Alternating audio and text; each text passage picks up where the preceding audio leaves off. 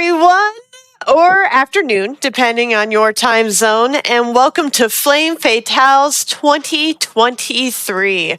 My name is Emmie Elliott, and I am thrilled to say that I will be your host for the next couple of hours. How's your morning going, chat?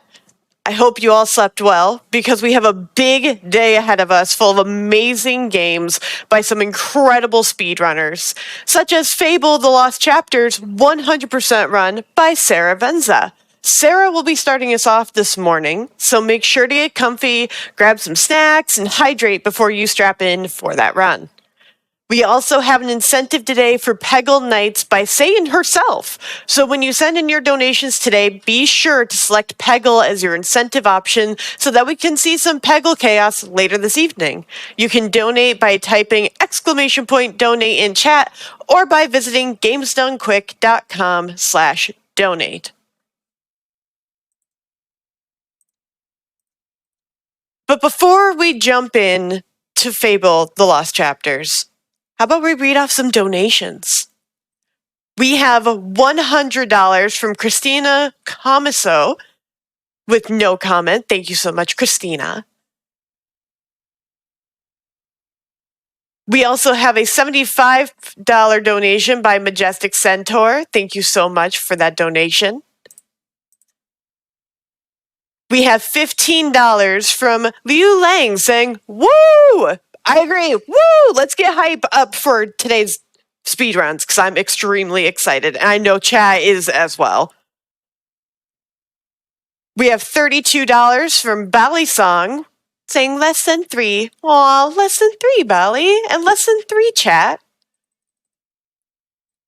We have $25 from Dragon Wren saying remember to stay hydrated. Yep, make sure you have your water bottles with you, some snacks, and maybe a comfy blanket or a hoodie as we strap in for these runs.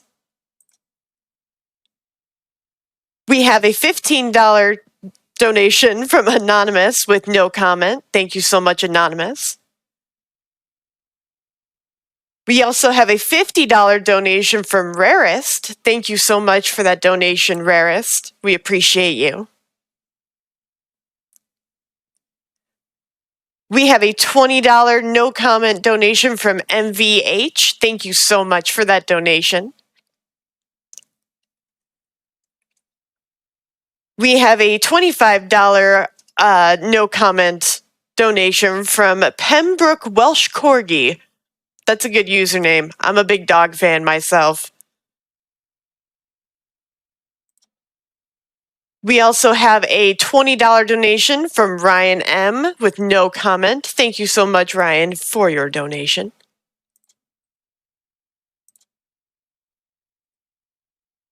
We have a $50 donation from Dr. Spaceman. Thank you so much. No comment on that donation, but we appreciate you all the same. We also have a $25 donation with no comment from Herborelia. Thank you so much for that donation. We have a $25 donation from Squirrel611 with no comment.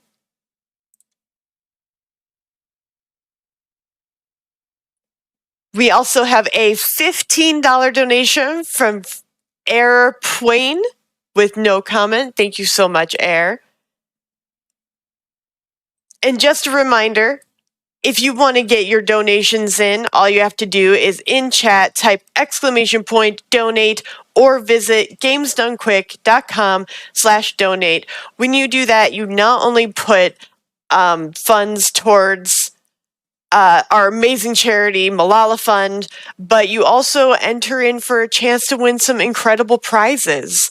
Some of those prizes include some amigurumi, I hope I pronounced that right, of some adorable Pokemon by Blue Soda Pop. We have a Natu, we have Wobbuffet, Hoppip, and Jumpluff. Personally, my favorite has to be the Pika Dumpling one that was sent in by Regali. My apologies.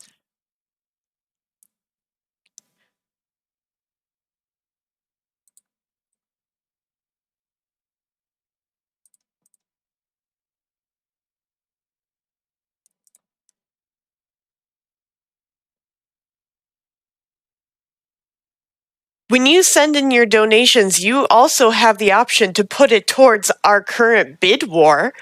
Our bid war is for Fable, the Lost Chapters, where we will choose to either defeat or spare the Guildmaster later on in the run.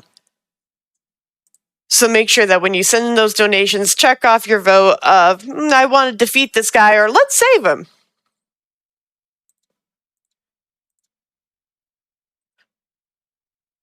As a reminder, we are here at Flame Fatales 2023 raising money for the amazing cause of Malala Fund. Malala Fund is working for a world where every girl can learn and lead. With more than 130 million girls out of school today, Malala Fund partners with education advocates and activists who are breaking down barriers that hold girls back. As someone who is starting their education at a later age, just this coming fall, Malala Fund fights for an amazing cause for a wonderful education system for girls.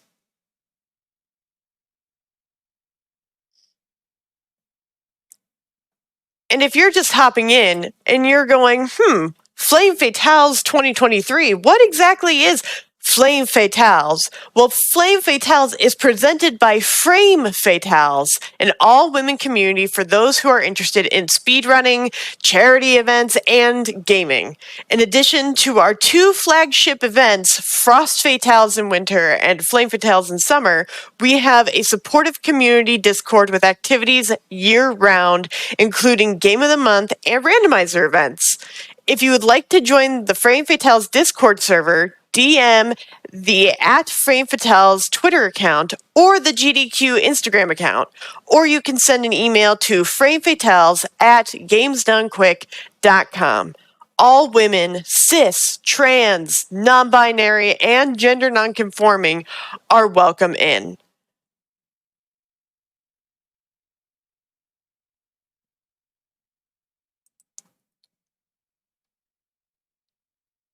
GDQ also has a year-round show called GDQ Hotfix. The GDQ Hotfix elevates speedrunning communities year-round. We have a diverse roster of shows and special events, so there's a fun flavor to speedrunning for everyone. Shows include spotlighting new games, teaching you how to speedrun, and the more niche parts of speedrunning, such as certain genres, categories, or randomizers. Go to gamesdonequick.com/hotfix for more information.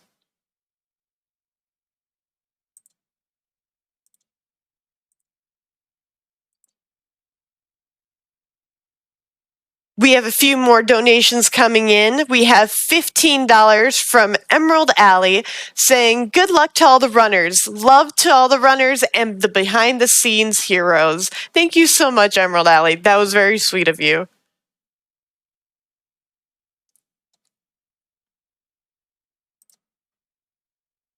I am getting word that we are ready to start exploring Fable, the Lost Chapters with SeraVenza. So let me see some hype in chat as we jump on in. Sarah, take it away. Hello, I'm SeraVenza, and I'm joined by fellow community member and speedrunner wytilda. Hello. Before I get into the nitty-gritty of actually running this game, I'd like to quickly-ish kind of outline what 100% actually entails, because Fable doesn't really have a 100% tracker. Basically, we're going to be completing all completable quests, getting all legendary weapons, silver keys, silver key chests, opening demon doors, legendary weapons, trophies, and maxing stats. So yeah, with all of that said and done, let's go ahead and get into it. In 3, 2, 1, go.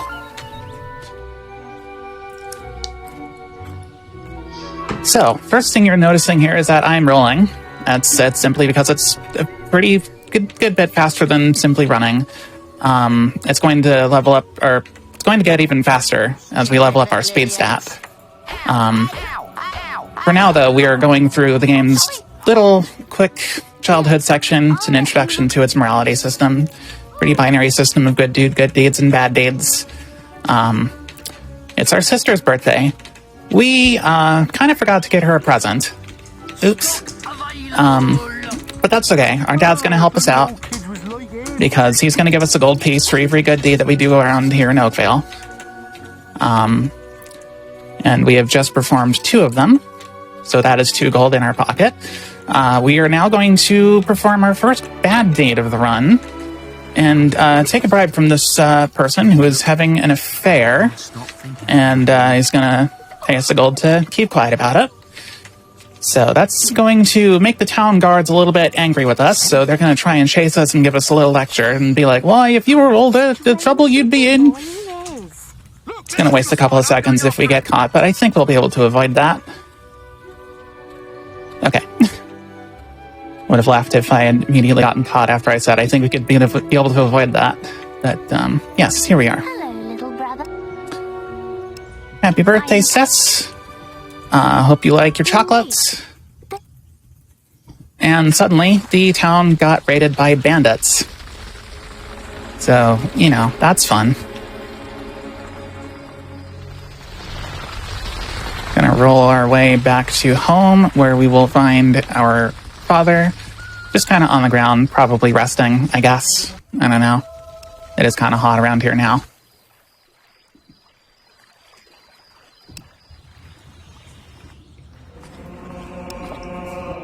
Bad joking aside, we were rescued by a fellow named Maze, who is definitely not a traitor. This is Whisper, and I'll explain why I punched her in just a little bit. For now, though, I need to go into the guild library to collect some books. You can learn a lot from the books here. Because one of the quests that we will be completing is handing in 25 books to the local school's library. This is where the main meals are served. The melee ring is outside. As Whisper just so kindly pointed out, the melee ring is outside, which is where we are actually headed.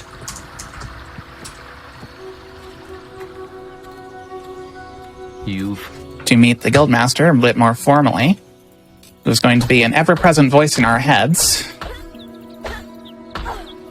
Not making much of an impact.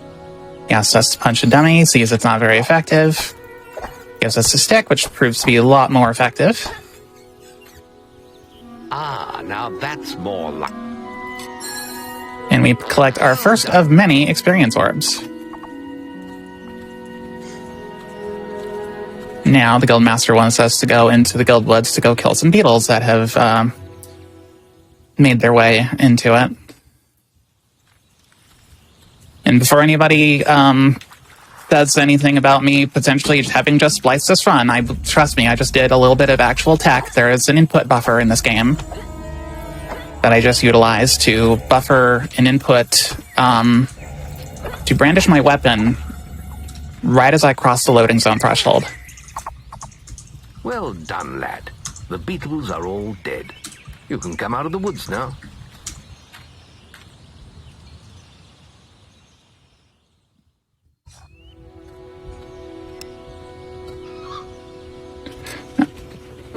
Get out of bed, lazy bones. Okay.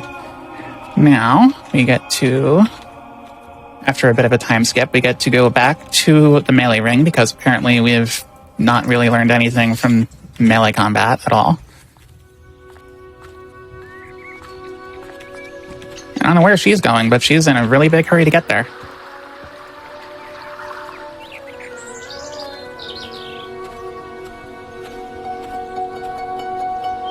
You can put that old... Okay. So, on the real, we actually get to start training with real weapons. Now pay attention. And we're just going through the basic, super basic things of attempting to hit Whisper with the sword, attempting to block Whisper's attacks with it, and now we get to try and combine those two things. That's what we're supposed to do anyway. We're just going to try and YOLO this whole fight. That's all wrong, Whisper. And hope it goes quickly. Then meet me by the archery range to...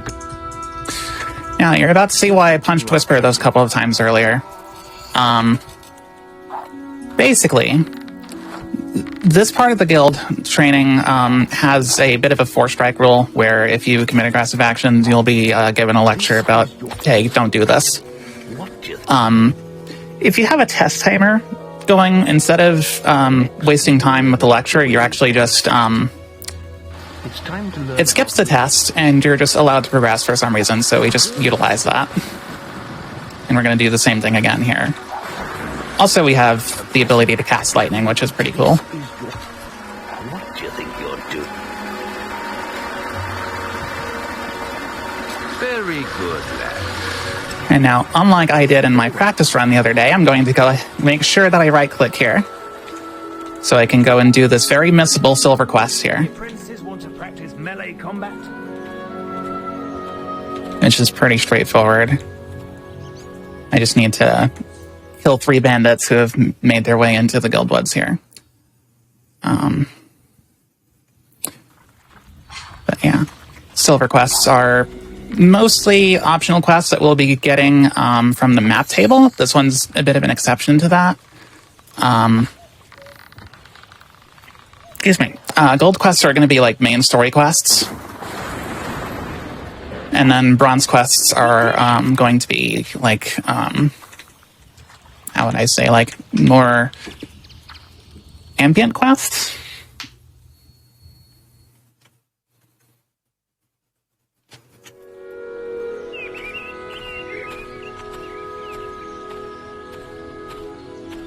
They're just kind of there in the world for you to find on your own. Or, yeah, if there are things you kind of need to go out of your way to find. Graduate.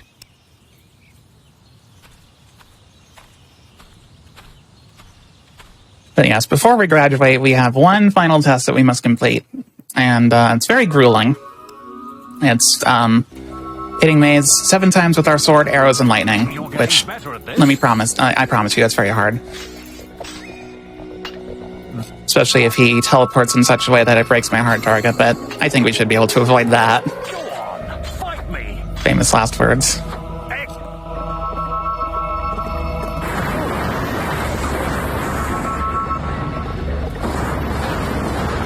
Okay.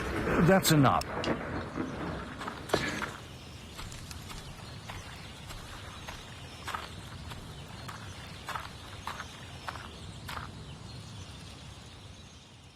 I believe, well before the game was, like, even in, like, a beta stage, there were plans for a much more grueling First, now final exam. experience pools going And down. there I just did my very first, my very first glitch of the run, in Hotshot Glitch, where I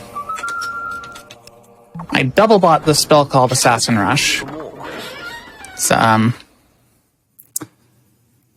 It's, It's a little wonky to try and explain, but basically I was utilizing menu lag to force the game to buy an upgrade twice by spamming to buy it and spamming to refund it. It just works. Somehow it just works. Hero, your will is low. Thanks for saving me. I'm going to tell everyone. Wait till everyone hears about Darn it. That's okay.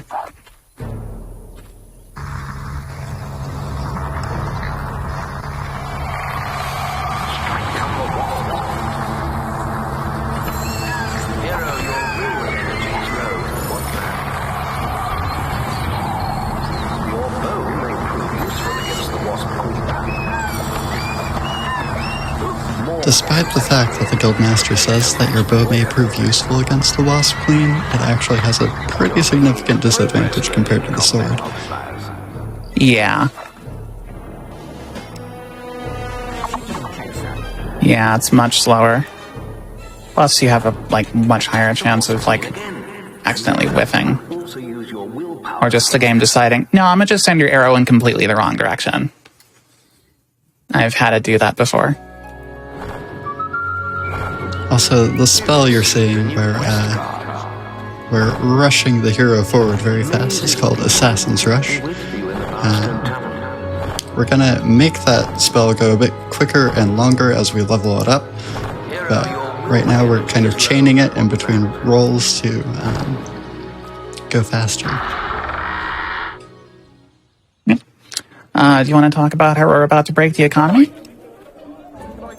Oh, the economy. I love the economy. Okay, so basically the economy is sort of based on this whole supply and demand thing, which is, it makes sense. However, the values that they use for how much the supply and demand affects things are somewhat extreme, to the point where you can buy a bunch of one item for cheap because there's a lot of it, and then sell a bunch back for really expensive because they have none of it.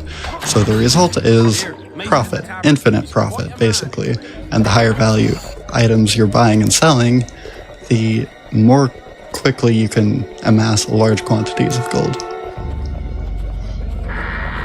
Yeah, it's pretty fun. So it's that glitch that I just did called Atom Mode version 3. Not going to get too deep into it because it's really only going to make 2 more appearances throughout this run. But just think of it as I just temporarily disabled a bunch of game scripts, including cutscene triggers, which was big because I was able to move the Bowerstone North Guard out of the way. So now I have access to Bowerstone North incredibly early into the game. The reason that in itself is big is because of the fact that that gives us access to the most powerful melee weapon in the game. It's going to give us access to a lot more gold for the rest of the run. And then a couple of other smaller things, but also kind of noteworthy. I get to grab that book over there earlier. What's going on? Hello. I'm pleased to serve you. And then I'm also going to be getting to play the world's most evil version of Red Light, Green Light for another quest. It's coming up kind of soon.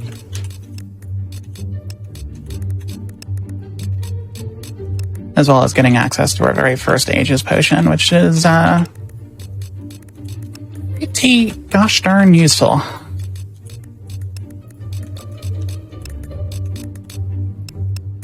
I need to buy one of those, that, one of these, one of those, all of those, all of those, that book, that book, that book, and that doll.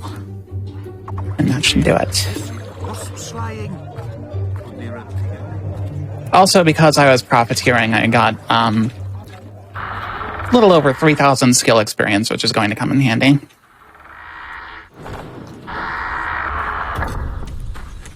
Now I get to sleep because at certain times of the day, I'm literally just night, in certain locations of the game, there are basically Fight Club folks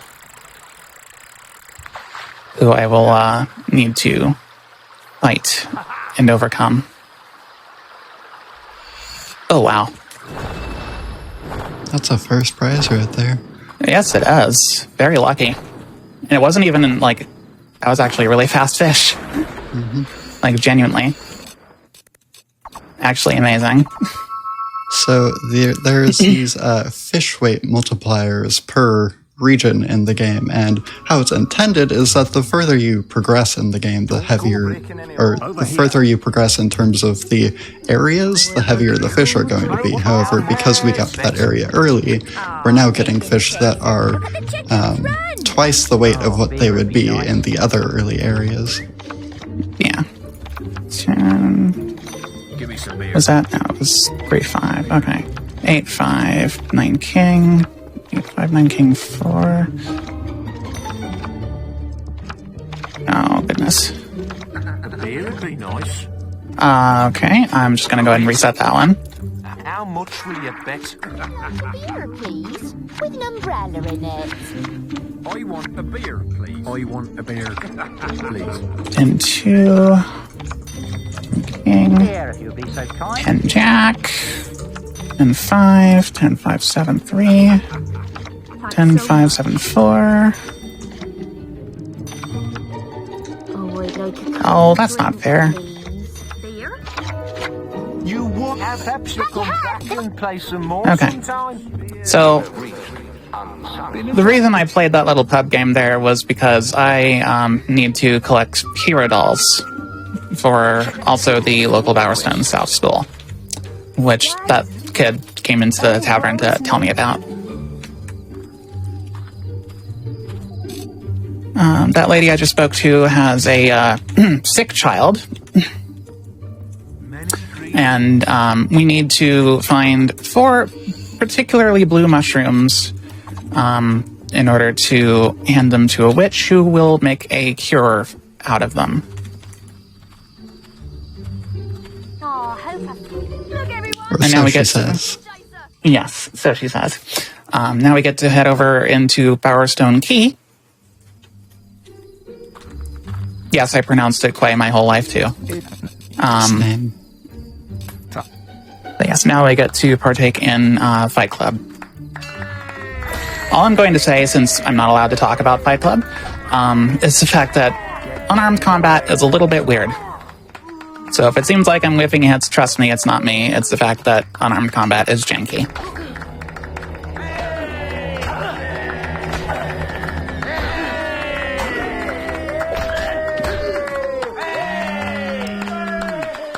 And we are going to be progressing through 4 stages of Fight Club, so to speak, through different areas in the game, and you have to beat one to get to the other. But as time goes on, we'll also be leveling up our physique and speed, which will make us a little more competitive against these guys. Right now, we're just pretty much bare bones as far as strength and speed go. Oh, don't push me too far out of the ring. Okay, I'm taking us a few steps back here for safety's sake. Okay. If you step too far out of the ring, they assume that you are running away, even if Yeah. you're still hitting them. Yeah, I'm just going to speak to this gentleman over here, start up a quest for later. He wants to introduce us to his very 100% confirmed real and existing daughter. We'll be getting to that in yes. We'll be getting to that about an hour or so from now. But on to our next main story quest. In a little bit, actually. We have a couple more things to do on our way there. One of which includes acquiring our first blue mushroom, as well as getting another silver key here. First one we grabbed was in Bowerstone South in the tailor's shop. So there's supposed to be intended ways of getting these mushrooms. We're going to be doing it pretty much not exactly as intended. We're supposed to make her laugh. I'm terrible at jokes, though, so I'm just going to go ahead and kill her for the mushroom instead. You do what you gotta do. Yeah. And then, I think we can actually get a couple donations in. I would be happy to do that. We have a $5 donation from June Doll Loves You with no comment. Thank you, June. And with that, I actually wanted to correct myself from earlier that Peggle is a milestone, not a selectable incentive. So all of your donations will go towards Peggle Nights by Satan herself later this evening. We also have a $30 donation from Avithis saying, "Hey Sarah and wytilda, best of luck with the run. Let's save some time and spare the Guildmaster. That cutscene is way too sad anyway. Much love, Amanda."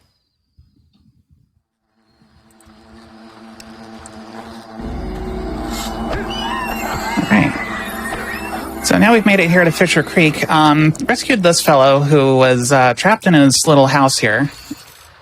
Even though the window is wide open, and I'm pretty sure those wasps could very easily crawl or fly in through it, but anyway. That little nitpick aside, this is our, I think, first actually completed bronze quest, which is fishing lessons. So hopefully we don't get to see too much of the evil part of the world's most evil version of red light, green light bit. Yeah.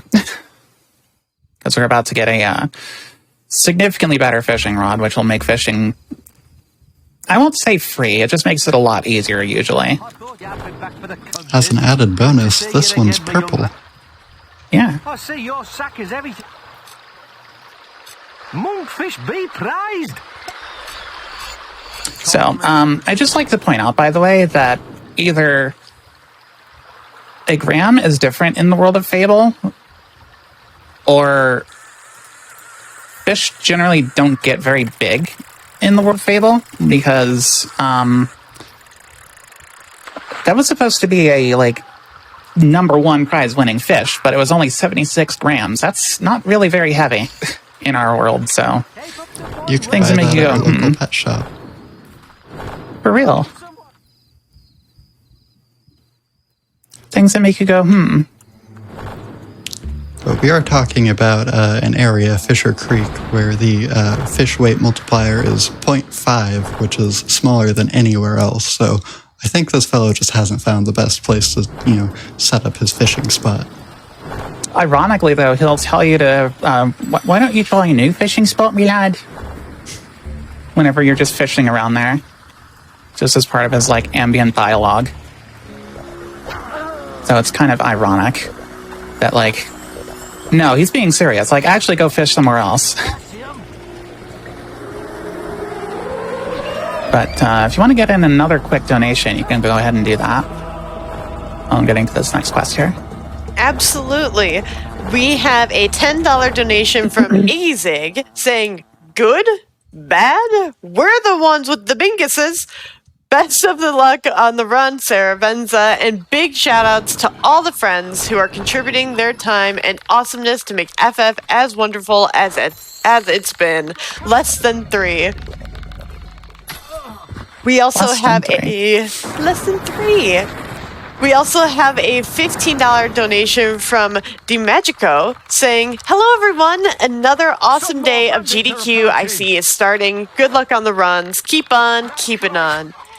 And as a quick reminder, we do have a bid war going on for Fable, the Lost Chapters right now, where you can choose to either defeat or spare the Guildmaster.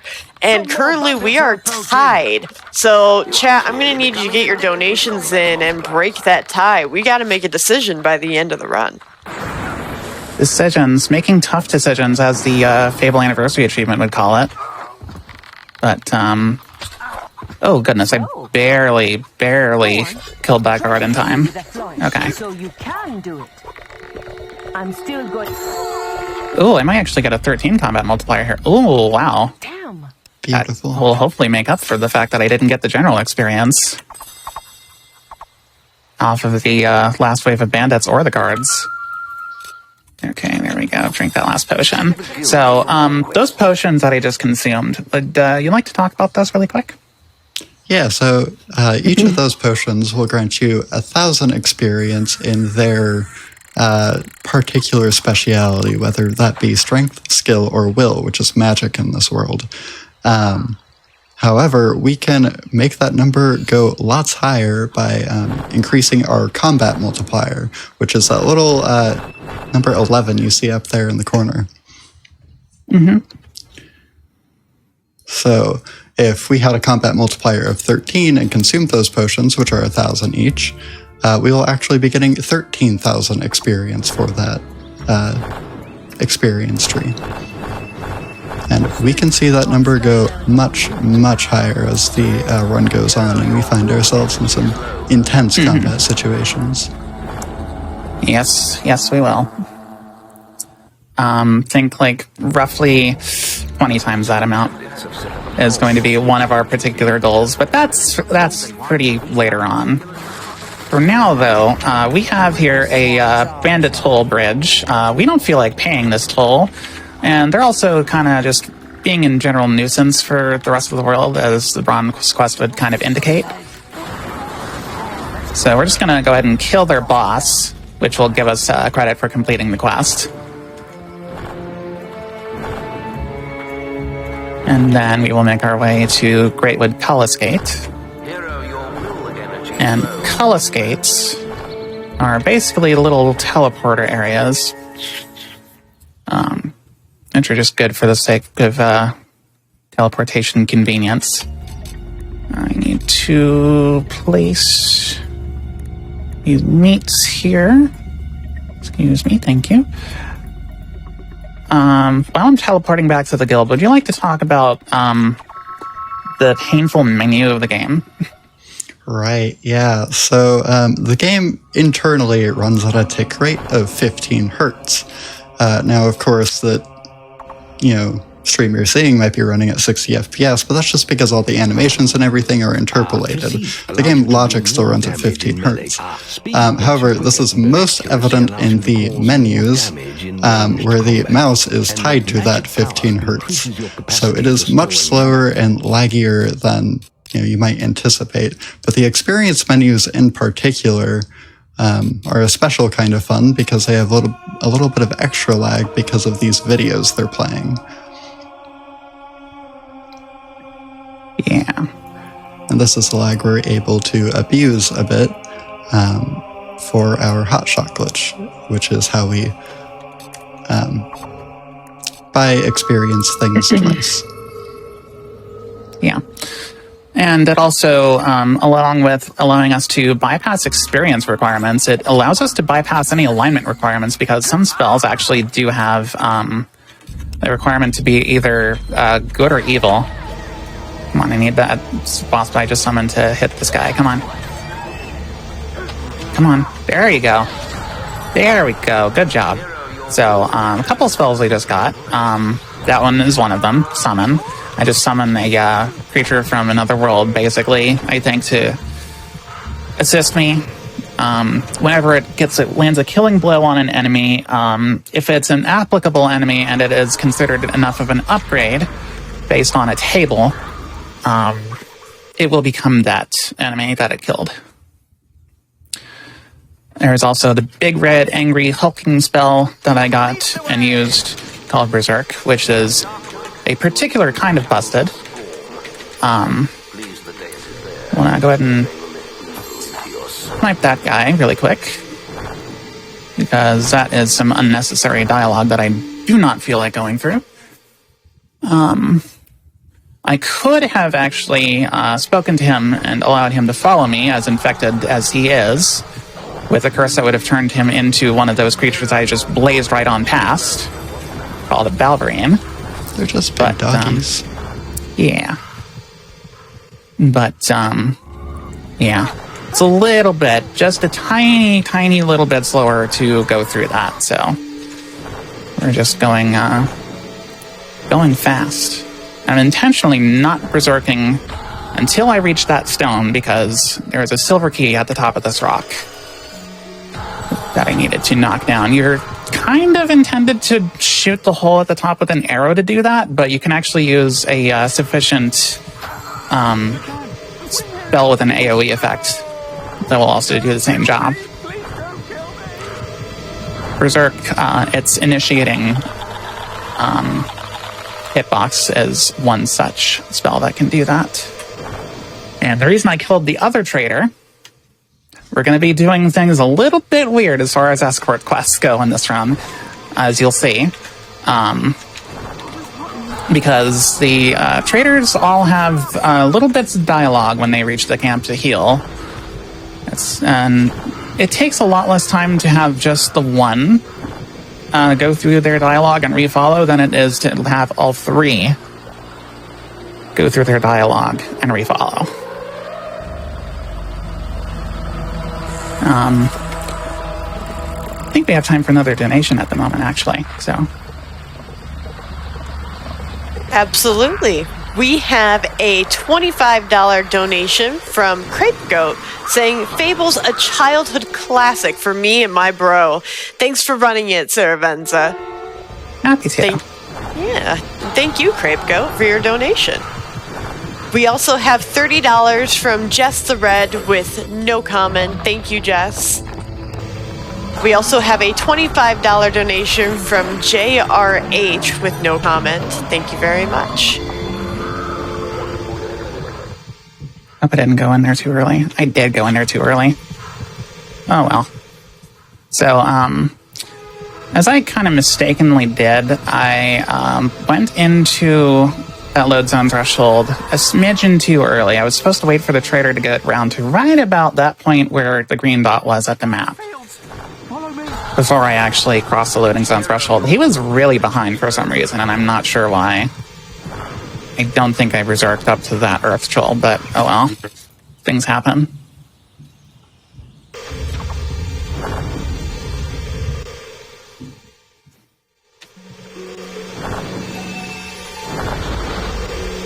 And this demon door wanted us to be a bit chunky before they let us in, so we ate a bunch of red meat, which put some weight on us, and now we're allowed in. Yeah. For a Will Master's elixir. Yeah.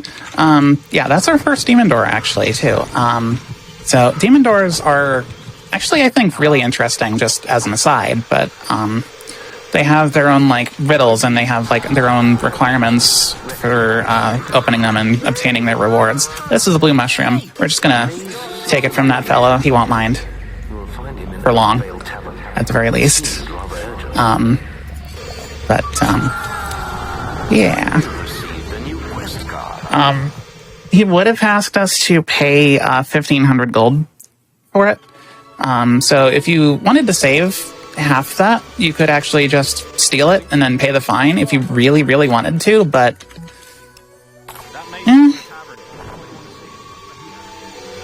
you don't have to do any of that either if you don't want to.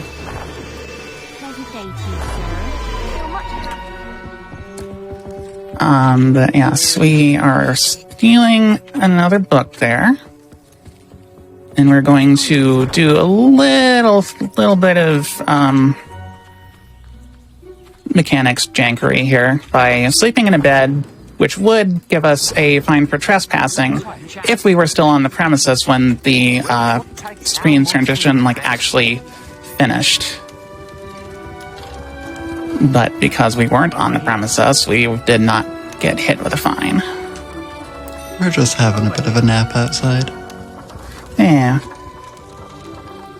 Over here. A nice refreshing power nap, as it were. Over here. And now we are playing coin golf, and Maze is telling us where the goal is. Over here. Over here. I need to win these pub games under specific win conditions, by the way. So for the card pairs one in Bowerstone South, I needed to win that in under 25 seconds. For this one, I needed to win it in 11 strokes or less.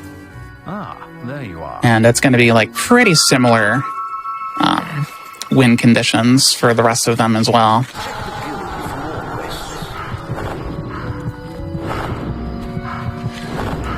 And while we're going to the next Fight Club event here, I think we have time for another couple of donations. Sounds wonderful to me.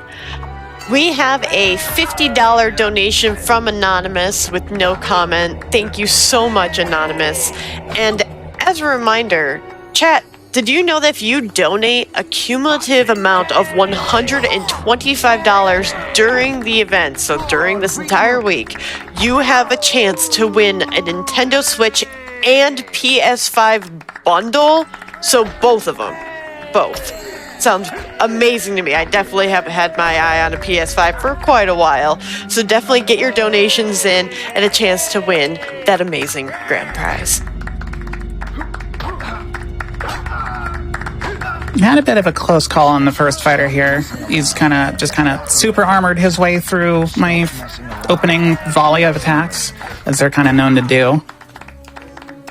As when they attack, I'm a little Mac main in Super Smash Bros. Ultimate, so make of that what you will. But yeah, they kind of just have super armor when they're attacking, which is really obnoxious. Even that slow little kick there would have actually hit me and also given him super armor. Just to give you a rough idea.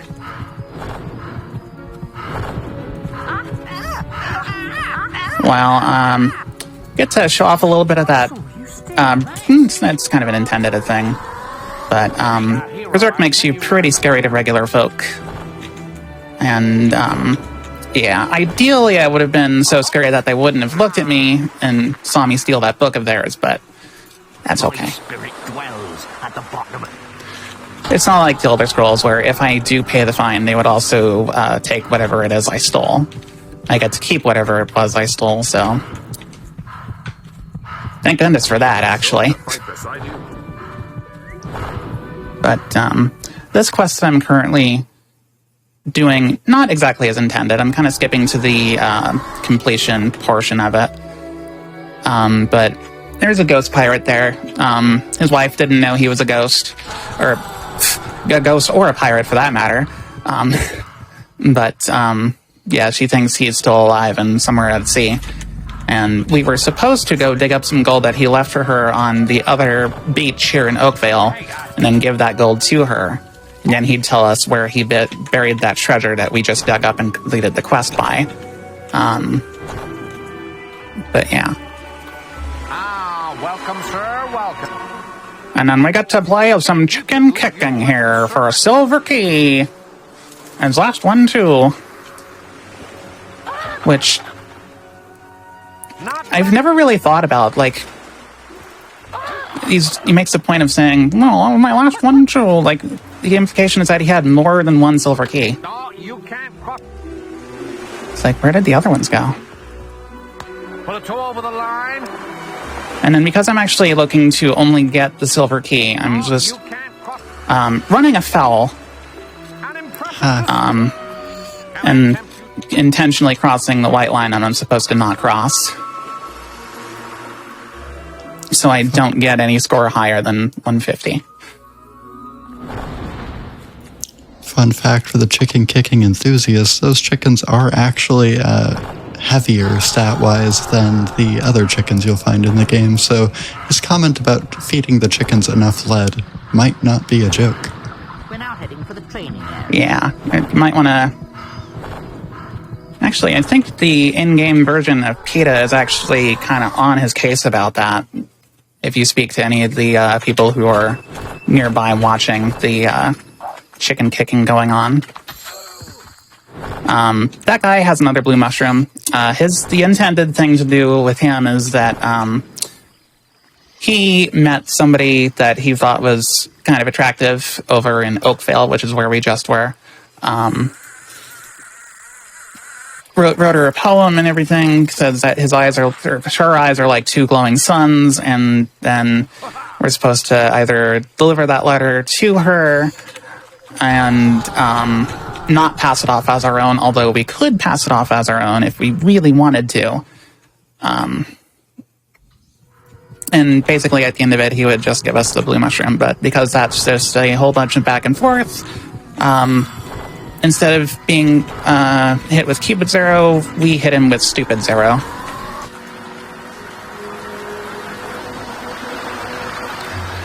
And then I'm going to fish up another blue mushroom over here. The only fish I think we are going to be actually catching with fishing is the one that we've already caught. Just for the record. And then this demon door is like, your path is dark. Only a light will reveal it, and you are not bright enough. Which, I guess a lot of people took to mean, I should be a good character in order to open this demon door. No, just literally turn on your lamp and your path will be illuminated. I do want to make sure that I have that lamp turned off, though, before I go to this next quest. Which will require us to be a little bit stealthy, and if we have a lamp on, we are not being very stealthy. So we can actually get in another donation while I'm going through this bit. That sounds wonderful. We have a $10 donation from Hannes and Josh saying we played Fable a lot in our childhood and we're enjoying the run while talking on Discord about this awesome game. Thank you and good luck, SeraVenza. Greetings from Hans and Josh. We also have a $25 donation from an Onyx Mouse saying, I'm so confused. Why isn't there an option to taunt the Guildmaster? I suppose since we didn't save the animals, we can at least spare the Guildmaster. We also have a $50 donation from Mr. Game & Shout, simply saying, peep. Oh, peep to you, Mr. Game & Shout. Peep. Peep right back at you. So, having completely, really not exactly stealthily, although kind of stealthily from, afar, silenced the bandit guards that were patrolling that area that I was just in. Killing them before they could raise an alarm to close the gate. Yeah. I now need to acquire pieces of bandit armor in order to disguise myself and get into the this here bandit camp. Which does kind of remind me, I haven't really been talking about the story very much, so would you like to, kind of give us a refresher on what all's been going on?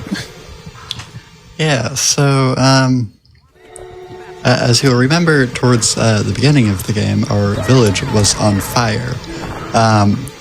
Well, it is believed that all of our family died. However, we have heard some whisperings that maybe our sister is alive and living with these bandits here. And this is very convenient, as it also gives us an opportunity to exact revenge should we want it. So we are breaking into this bandit camp and seeing if we can get in contact with her. Indeed, Reno. Now I'm actually going to need a little bit of focus time. I just spoke to him way too early. Now he's gonna be like, hello. He's gonna take a minute to sit down. How much will you bet? Fable NPCs. Fruit Hob Green.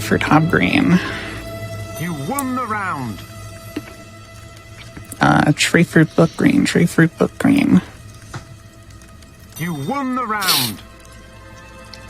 Head Hob Bug Root Stone. Head Hob Hug Stone. You won the round. Fruit Green Book. Stone Heads. Fruit Green Book. Stone Heads. You won the round. Heads, fruit, hobfish green. Heads, fruit, hobfish green. Shroom. Tree. You won. Perhaps you'll Okay. come back and play some more sometime. I hate that minigame. I'm not going to sugarcoat it. I absolutely hate it. It is not very friendly for my short-term memory. It is usually pretty poor. I'll just say that. So. Well, you did it. We did. I also berserked, and I didn't want to actually berserk there. Alright, because I need to use a bed, and I cannot use a bed if I'm berserked. Can I be of assistance? Lay 'em through! Lay 'em through.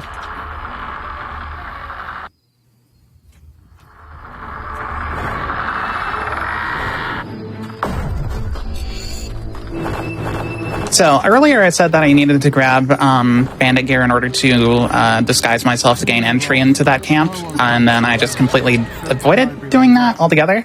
That's because I have the spell Summon, which I'm effectively using as a portable hitbox to Assassin Rush behind, because Assassin Rush has this very handy little function about it that lets you zip behind your target, hence the name Assassin Rush.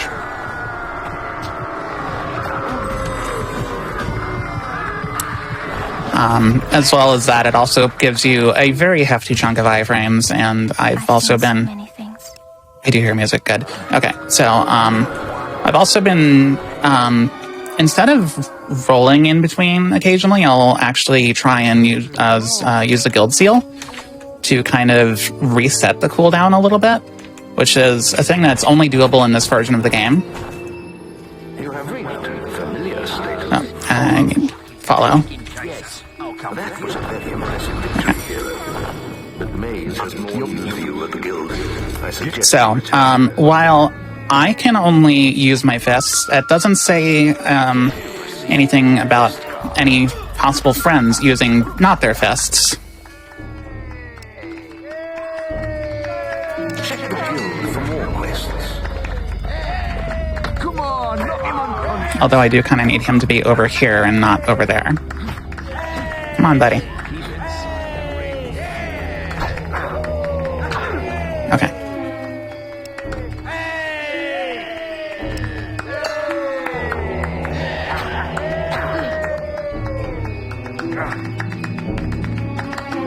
This is also kind of risky, as funny and broken and convenient as it is.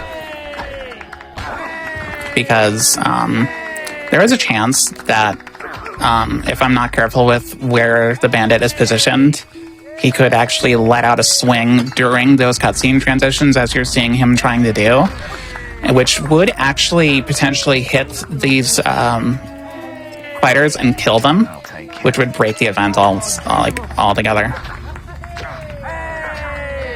Because it's stuck in that transition between cutscene and gameplay. And the event just doesn't know how to correct itself.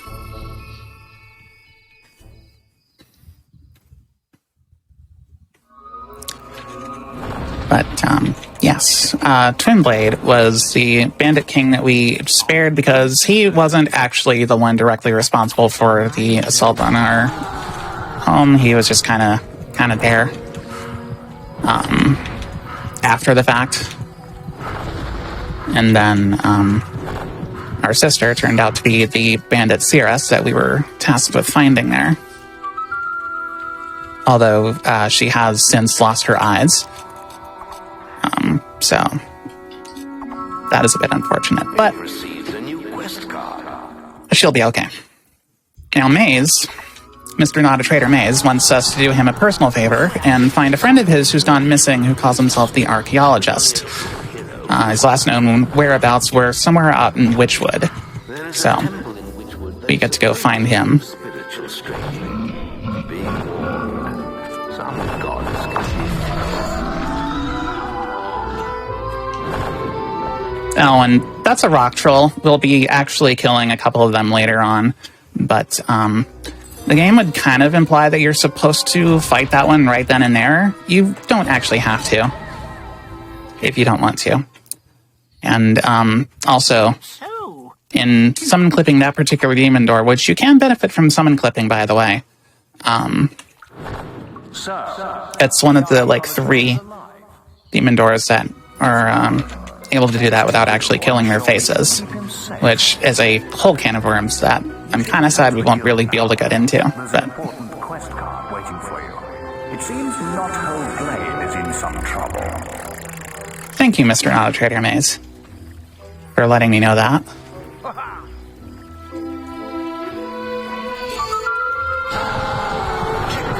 for more quests. I will in just a little bit, Guildmaster. I have some other things I need to do first. One of which is a little bit of donation fraud, which I hope nobody is going to be doing today or throughout the rest of this week or ever in their life, really. So, Welcome to the Temple of Light. the Temple of Light, otherwise known as the Temple of DMCA, on the YouTube sphere, but we're just going to be trying to talk over that so we don't have that happening. But in defrauding the church, we are basically going to be abusing the fact that the game has this little itty-bitty pause before it actually takes your gold when you input a donation to actually input a whole new donation of 0 gold, but the game will actually still give me credit for having donated that very first initial bit, even though it didn't take my gold at all. So we get a fancy legendary weapon out of it, which is super handy, and we get to keep our gold. One of the weirdest dig spot detections right here. You have to be either there or on the other side of the statue for the shovel icon to show up and actually get credit for having dug up that silver key, which is very weird. But we would like to get another couple of donations in, now's a good time. For sure. We have $25 from Sweet Candy saying, love all the work that Frame Fatales does for Malala Fund. Thanks to all runners and staff. Less than 3. Less than 3 to you too, Sweet Candy. And you know what? In the meantime, chat, how about we get a $5 donation train telling me your favorite Fable game or what game you're looking forward to seeing during today's runs if you haven't been able to play a Fable game before. Personally, my favorite Fable game is Fable 2, but I'm really enjoying watching Fable The Lost Chapter since I have yet to play this game. So Sarah, you're doing a wonderful job in showing me the world of The Lost Chapters. Thank you. Fable 2 is pretty based. It's a good one. It's a very comfy game. And now, we get to deal with some more Belverians, as we kind of just saw. The town of Knothole is being attacked by them, and they kind of have a more unique Belverian problem than just plain old Belverians. Actually, did I buy potions earlier here? I don't remember if I did. I think I did, but just want to make sure. I did. Okay, good.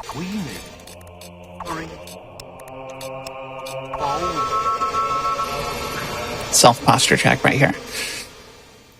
And I should drink some water as well. Same goes for anybody else. But, yes. For now, we need to do a little bit of camera control here because these Belverians do not spawn if the camera is where they will spawn in from. Understandably, they're camera shy. I totally relate. But, they're pretty easy to dispatch once they have spawned in. And then we get to deal with a white Belverian. Now, white Belverians are a pretty big deal. This thing has a lot more health than standard Belverians. And to really emphasize how much of a big deal it is, we are not able to do any damage right now because we're supposed to be getting an education on how these things can't really be hurt by normal weapons. We need a very specific type of weapon to really damage them. The damn thing. And that would be silver weapons. Want to talk about what silver weapons do for us? Oh yeah, silver weapons are fun against the white Belverian. So normally augmentations here will give us a slight boost of damage against various enemies. However, white Belverines have a vulnerability of ×6 against silver augmentations, which is way higher than pretty much anything else in the game. And a fun fact that we'll see later is that this number is actually stackable. So if we put another silver augmentation on, which we will be doing later, it will be 36 times damage against the white Belverine. So very helpful against this enemy. Yeah, so just kind of take note of how long it's going to take me to kill this thing, and then just log that into your memory for a little bit. Snipe that other Belverine while we're waiting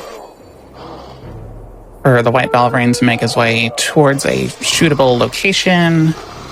And then we're just going to do one more fully charged shot and let her rip. And collect the experience orbs before we teleport back to Knothole Glade to complete the quest. Now, my combat multiplier was pretty high there, right? So you would think that would be a good place to use those potions that we used earlier. But I'm actually going to put them on hold for a little bit longer. Because we're going to have another quest just in a little bit. It's going to let us get a far, far higher combat multiplier than that. Yeah, those were rookie numbers. Mm-hmm. How much will you wait? But before we go and do that, we have to do some card sorting. So, a little bit of focus time if it's, here we go.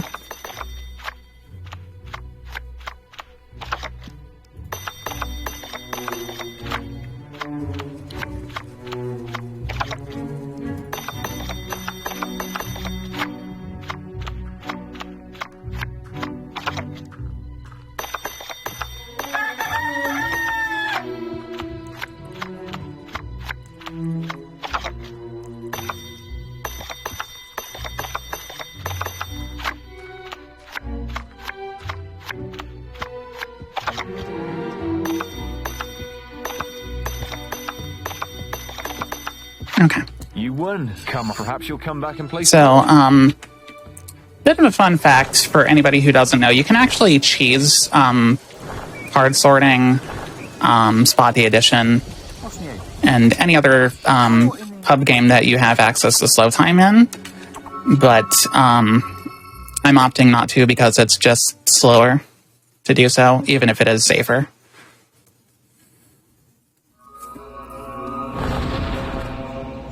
Okay, and then we're going to be grabbing the quest for the arena, but before we go to the arena, we have another quest that we picked up earlier on.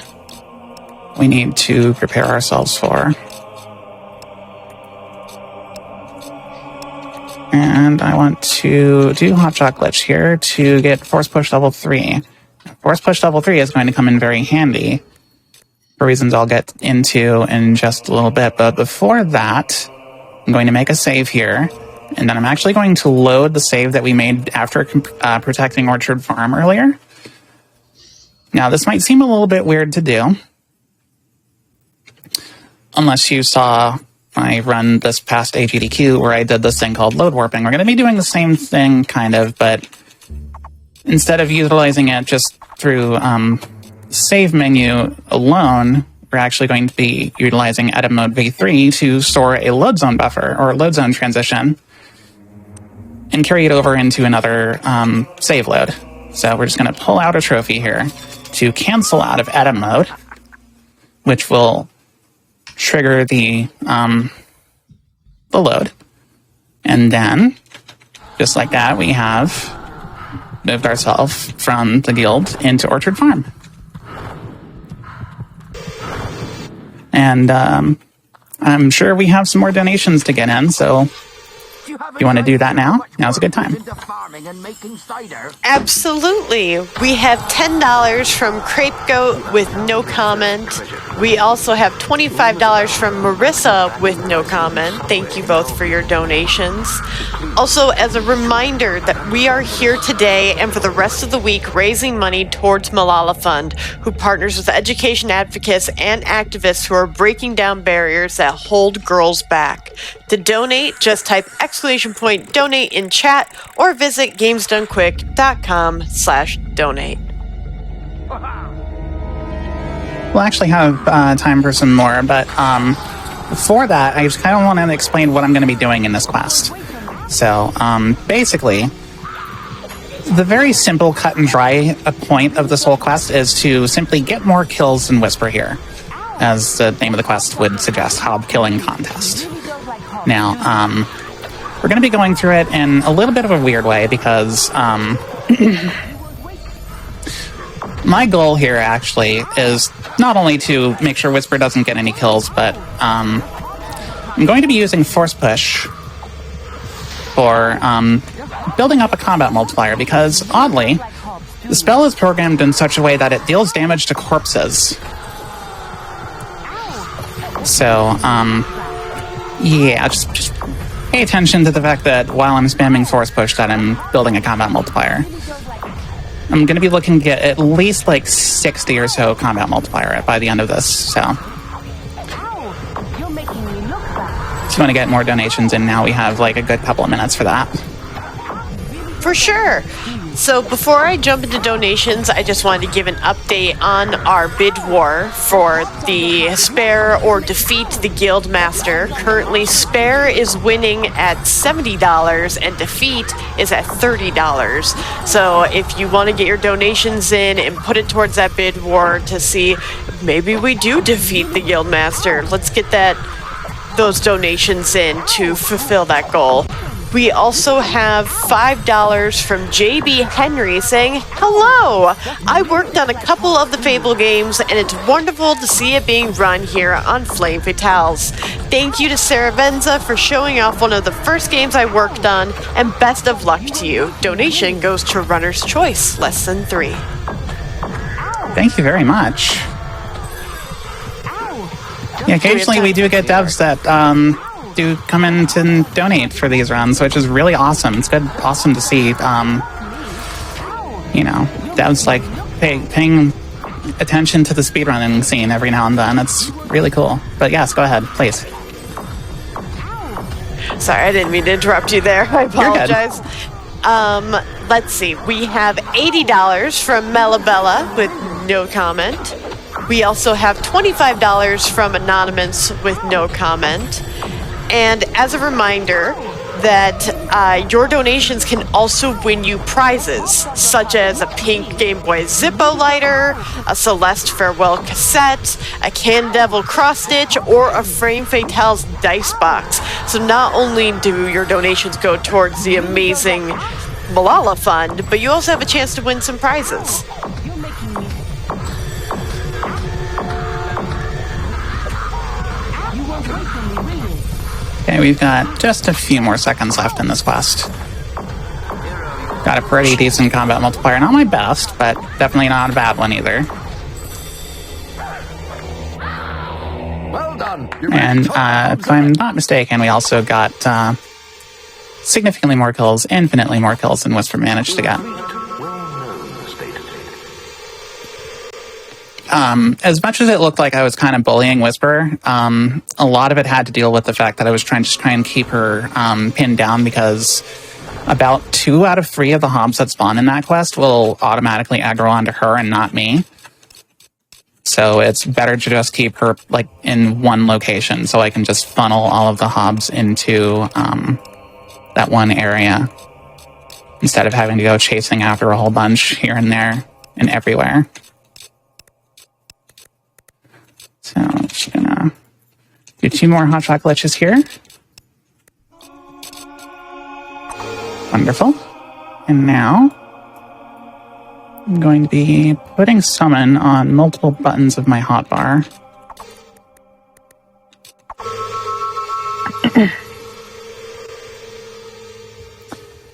Then we will go back to Knothole Glade, which we will, after which we will then be making our way towards the arena. But first, I do believe that I have gotten this profile set up to have a special appearance of a certain particular face. If you can maybe make it out just a little bit, I'll have time to better show off this tattoo that I just got once we are actually in the arena.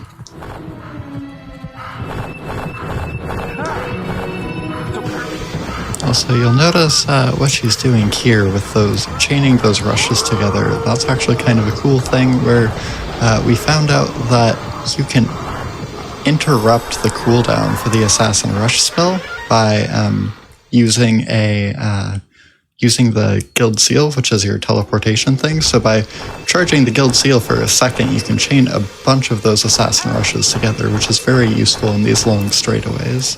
Mm-hmm. It was actually originally discovered by attacking, I think, to cancel the rush a little bit short, and then also that happened to affect its cooldown. But Wytilda here was actually the one who showed us that, you know, you can just use the Guild Seal instead, and it's a whole lot cleaner. Yeah, originally it was found by Adam. He was the first one who discovered that you can actually interrupt the cooldown, and this was by charging the bow shortly. But it was really hard to chain, so I tried a bunch of things in a test level, and eventually we discovered that the Guild Seal was pretty consistent. Yeah. And it's ever since just been kind of given the name of seal rushing as opposed to the original, which we just kind of called poop rushing. Because nobody wanted to do it. It was a little bit poopy. I don't think anybody's gonna really argue against that. But yes, we have a special appearance here on her back. We'll get to see her a little bit more fully a bit later on, when we don't have these big weapons, this big weapon and quiver on our back. But for now, though, the guard is just going to town on whatever is in his mouth, like a deer, eating some feed out of a bird feeder. Hold on, I did not move in flame, and I really should do that. There we go. So this is the arena, which is going to be very combat heavy. And then you'll also notice that we're going to be getting our highest combat multiplier so far all over again, but much faster than before. Because Force Push at higher levels deals more damage. And then we also have a lot more enemies in this concentrated area as well. So the end goal here is going to be like a combat multiplier of roughly 200. So that's going to be fun to see.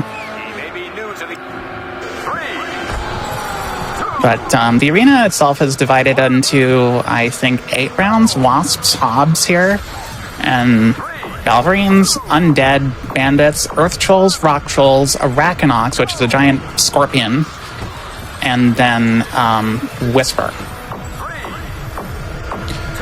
who we will not be killing because it is slower to do that.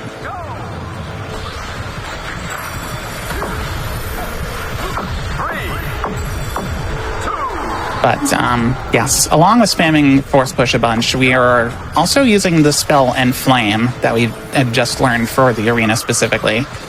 It's, pretty busted. As you see, we're able to dispatch a whole bunch of enemies at once really quickly. Deals a lot of damage, especially to Hobbs, because they are notably weak to fire, as well as lightning, but we're not going to be using much for lightning.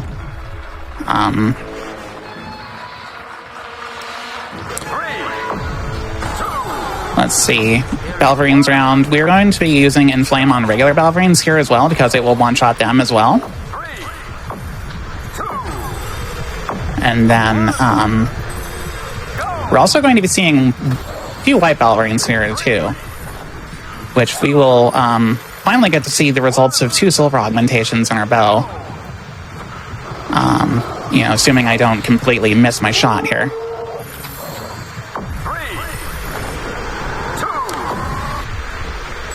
A whole lot faster now than before.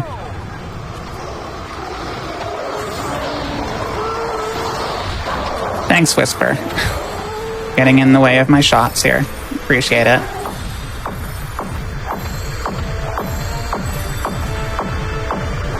Let's do some... So, since Whisper is actually here now for the rest of the arena, we can actually speak to her when the announcer starts doing his little in-between rounds, like, whoa, look how much gold they're winning, sort of thing, which will actually stop him from talking and will actually, like, skip it, which is super handy. Saves, like, at least a minute. I forget exactly how much. But it's a not insignificant amount of time.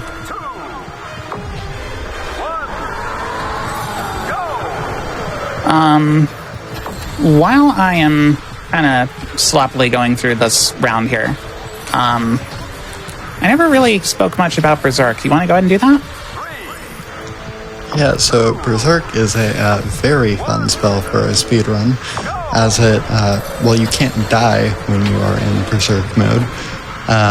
You move faster, which is not insignificant. You'll notice in areas where we're doing a lot of movement, we'll do 2 rolls in between rushes just because we're able to move a little bit faster and fill in that cooldown period with more rolls. But also, every time you take damage, so sometimes we'll see Sarah will go into one of these traps in the corners of the arena here specifically to take damage, and that will pretty significantly boost the amount of damage up to 5 hits that we are able to output. So very, very useful spell, especially used with our very heavy sword, which we can swing much faster than normal because we're able to use that as a one-handed weapon, as well as our multi-strike spell, which adds multiple hits into one hit. So, a very nice combo of spells we have going for us here. Very, very nice. But yes. Not a very good spread on these bandits here, but making do.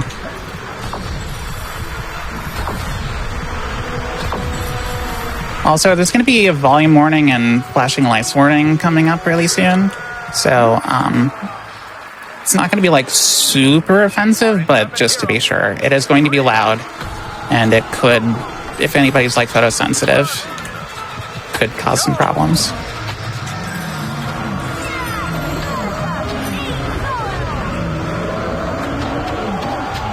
So, the reason I'm going through this process of spamming summon here is because it is a low cooldown, low mana cost spell that gives me 3 experience per input, and I have it on multiple buttons on my hotbar, so I'm able to press it several times a second, and that is 3 experience per input times my combat multiplier every second.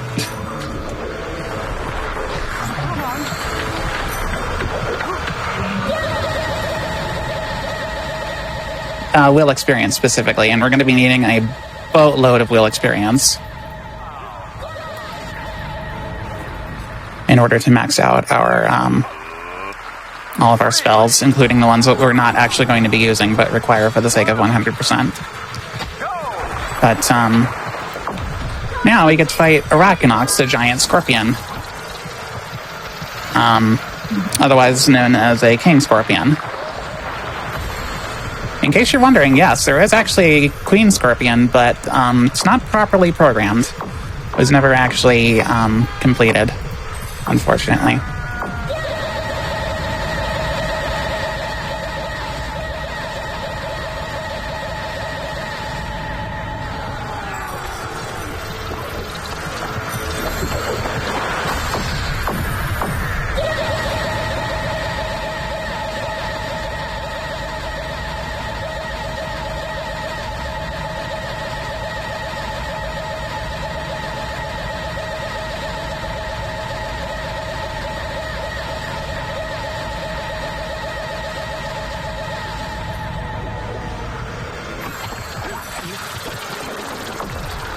Do we have time for some donations? Actually, yes, we do.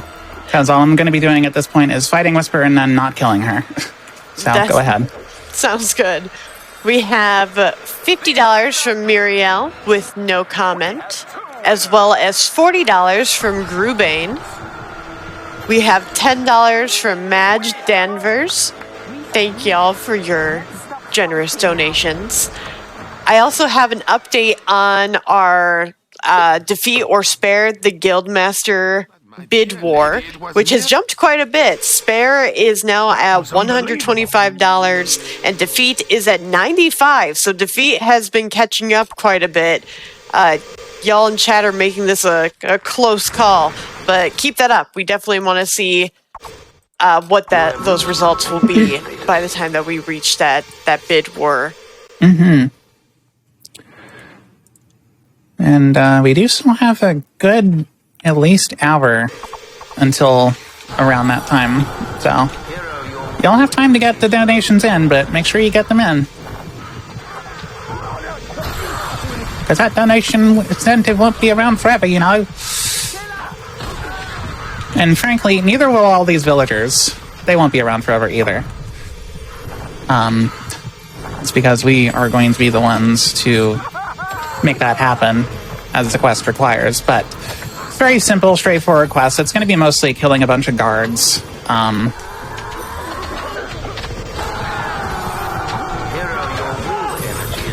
with our totally overpowered self. And then there we go, and then we're actually going to spare this last one because I'm pretty sure it's ever so slightly faster to spare this guy as opposed to actually killing him, and we're talking like maybe a second or two of an unskippable cutscene either way. But a little bit of story actually, because while we were in the arena, or leaving the arena I should say, we met the game's main antagonist, Jack of Blades, who knows about our mother, and is actually turns out the whole reason that she is where she is, which is Bargate Prison. And And we just met our sister who confirmed that for us and also, like, dropped the bomb of the fact that Jack of Blades was the one who cut her eyes out. So we now, like, know exactly who we're, going to be going after.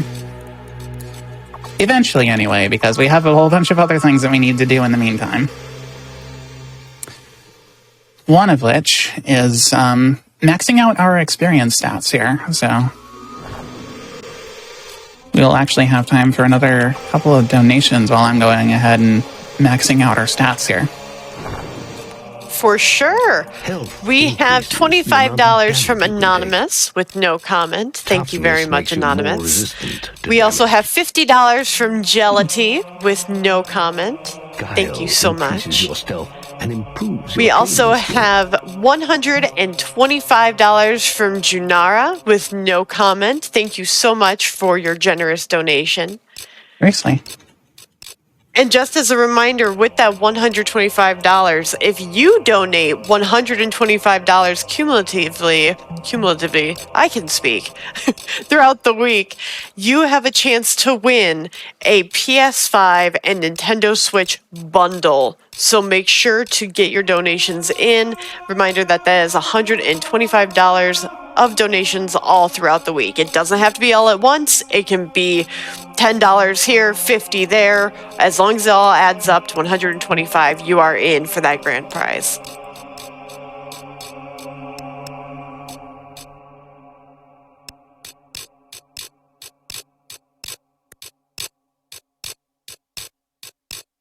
I do have a little bit of a double-edged sword with this PC that I'm running the game on, being optimal for good menu timings, but also still a little bit faster than I would like it for comfort's sake when it comes to performing Hotshot Glitch, as it's actually easier to perform Hotshot Glitch with a laggier menu, but you need to somehow manage to strike a good balance between laggy enough for Hotshot Glitch and then not so laggy that you actually lose like 20 seconds to a minute, depending on the category that you're running. In like a scenario where you actually have any like real say over how laggy your menus are or are not. Because, yeah, that's just unfortunately one of the biggest quirks and kind of deterrents of Fable TLC speedrunning specifically, is the fact that the menu is how it is.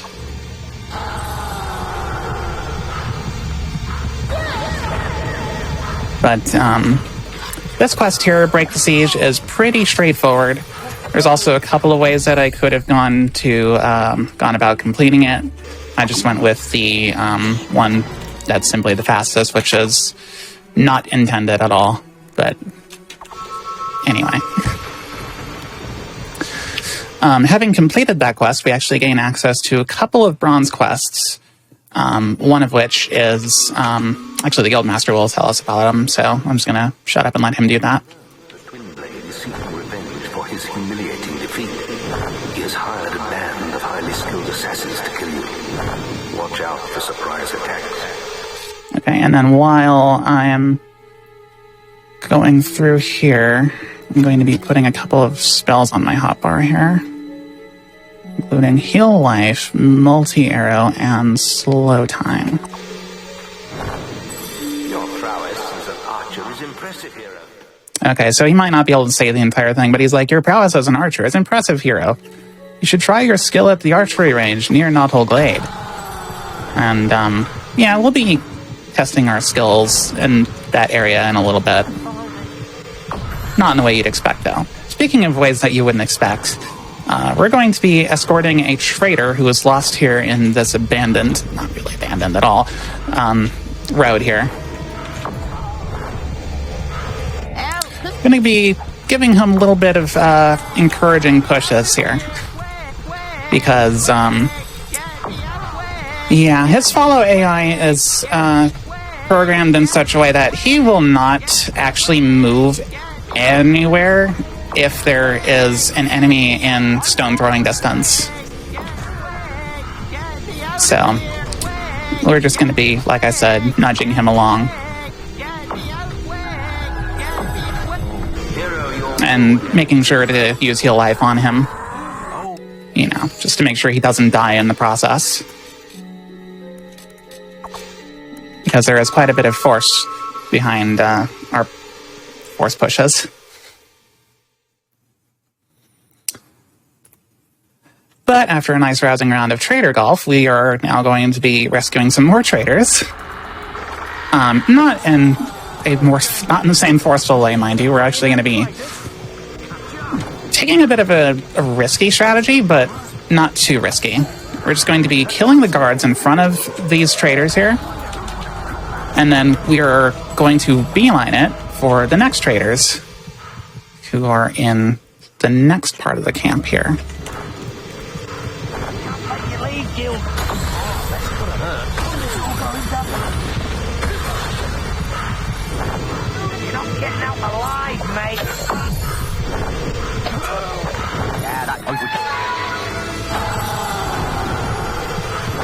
Okay, we don't have anybody oncoming here. That's good. It's comfy. I'm about this.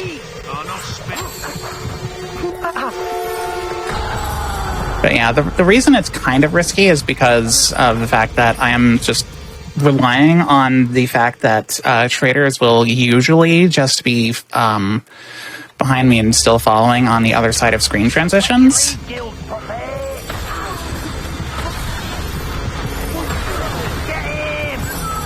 And it's just like, yeah. So, sometimes things can go awry when doing this quest, as I did have happen a few weeks or so ago. But for now, we actually do have time for another couple of donations.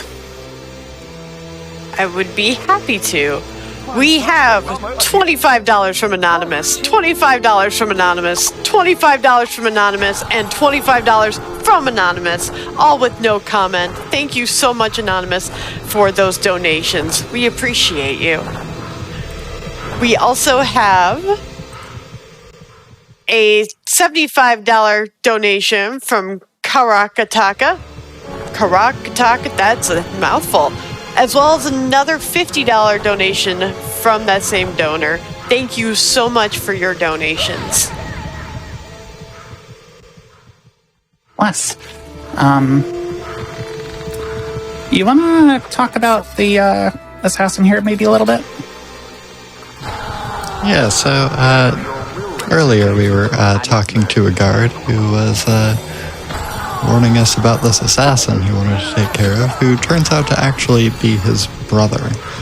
I believe their mother died and included both children in the will. And the guard wasn't too happy about that, so we are taking care of the assassin for him. Yeah, bit of family politics that also involves, differing sides and professions and all that stuff. But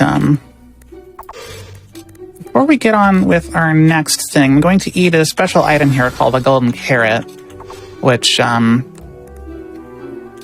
just turned it from just approaching nighttime to suddenly 9 o'clock in the morning. And that's going to be useful for the sake of specific time control, because I'm actually going to be sleeping to 9 p.m. in just a little bit after I have gone behind this here stone orb in the ground here, which will come into play a little bit later on to spawn that assassin there. And he's, some of these assassins have some really weird spawn triggers that you have to walk into in order to get them to, spawn in. Better angle, there we go. So we actually, I believe, have the exact number of keys that we need in order to open this 15-key silver key chest, which has a health augmentation inside of it, which we will not be using.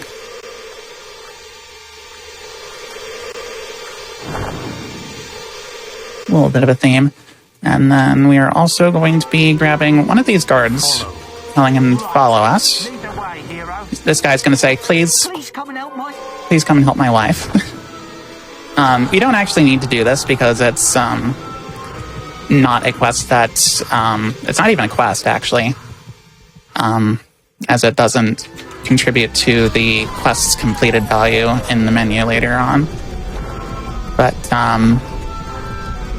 yes, for now, when we first arrived here in Witchwood, Guildmaster told us that there is a sword that,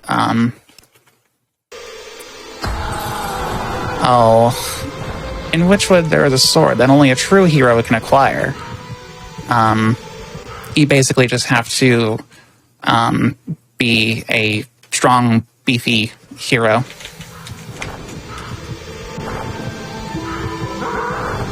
In order to pull it out. And there are a couple of ways that you can actually go about getting it. One is just simply maxing out your strength stats, which is probably the most straightforward, but if you wanted to take a minimalistic route, you would instead try with 0 stats in strength, like 0 levels in your strength stats.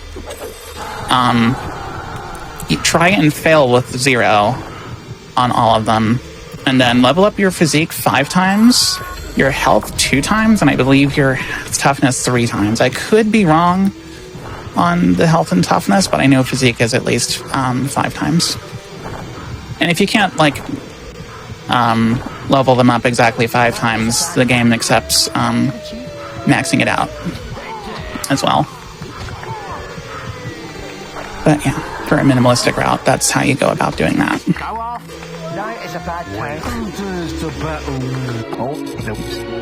And then, yes, this is our final Fist Fighters event here.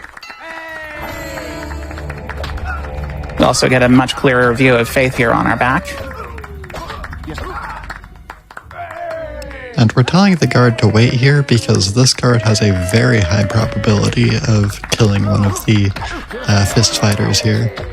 Yeah, unlike bandits, guards tend to attack much faster. I'm going to be hoping that he actually does instead of, you know, the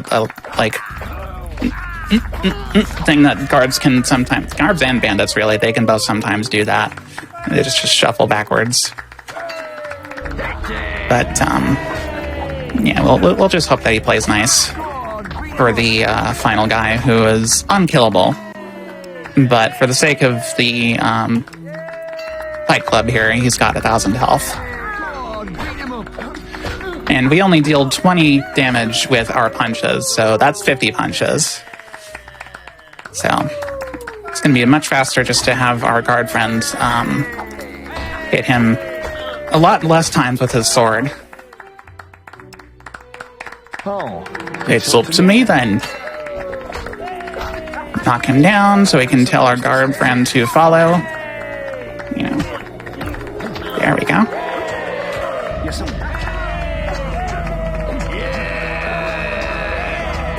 That was stupendous.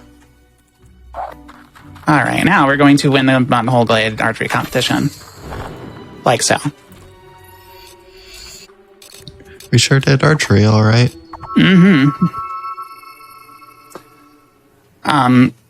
In a casual setting, you can do that. However, the one thing to note about the Buttonhole Glade archery competition is the fact that you can actually use it to, it's actually the only renewable source of Aegis potions. So, you know, kill him at your own risk, but technically that quest can never, like, be completed. We just so happen to get a trophy and necessary treasure clue out of that for an item that we will be digging up. Literally as the world's ending, so that'll be fun. No! We also get to finally hand in all of these mushrooms that we've been collecting. Yes. And we get to doll ourselves up, so to speak, to meet this bearded, balded fellow's very, very real daughter. If I could ever menu my guild seal here, that would be nice.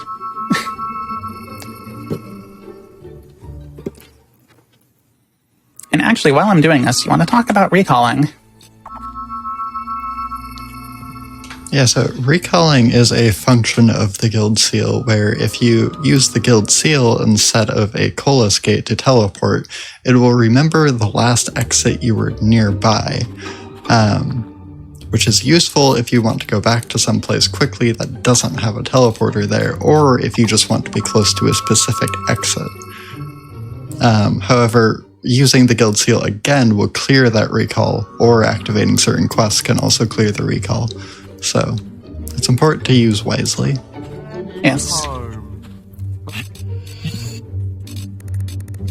So yeah, using that, we are literally just teleporting from Bowerstone South to Bowerstone Key repeatedly as we, get these particular facial hairstyles that Birdie Baldy, that's literally his name, by the way. That he wants us, or rather, his daughter wants us. I promise his daughter is real. She's actually not real. He's actually just out to make us look stupid. But I think it's actually a pretty cool way of, showing the player, hey, we have a barber system in this game. Check it out. And boy, I did.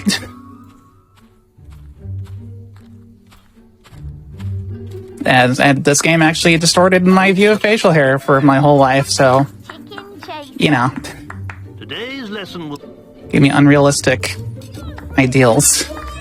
But that aside, we have hopefully $25 that we're handing into the Bowerstone South school teacher, to replenish their library, because this town's mayor is not very nice.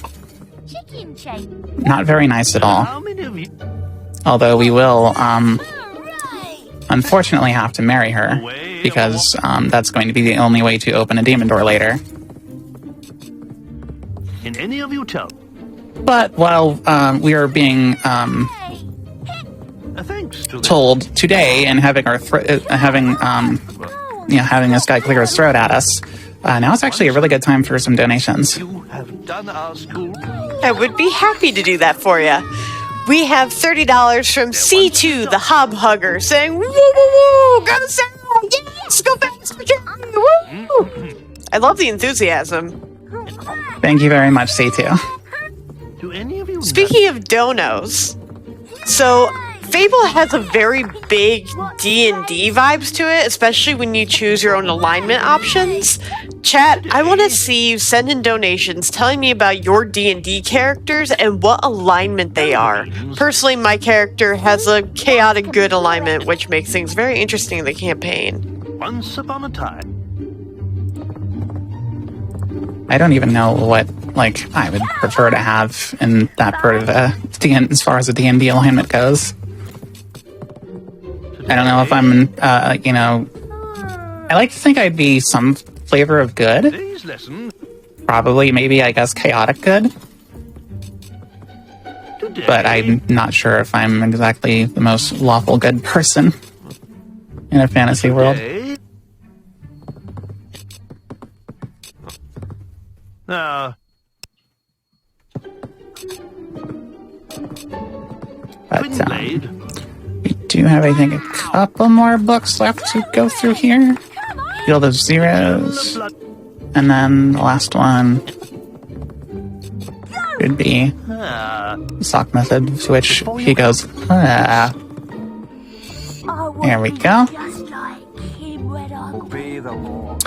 And that is actually a quest I never was able to complete as a child. Because, let's be honest, I'm sure quite a few people have played this game as a child, despite its M rating, or PEGI 16, or, insert your ESRB rating equivalent here for your region. But, we also got to hand in give the potion to the mom who had the sick child. He's now been cured. Hooray! Now we're going to be speaking to something of a conspiracy theorist, but it turns out his conspiracy is his theory is actually, like, valid. Which is, it concerns Lady Grey and her sister Amanda Grey. In short, yes, Elvira, Lady Grey, did in fact kill her sister, and we are going to get her dead sister to confirm that for us by means of speaking with her ghost.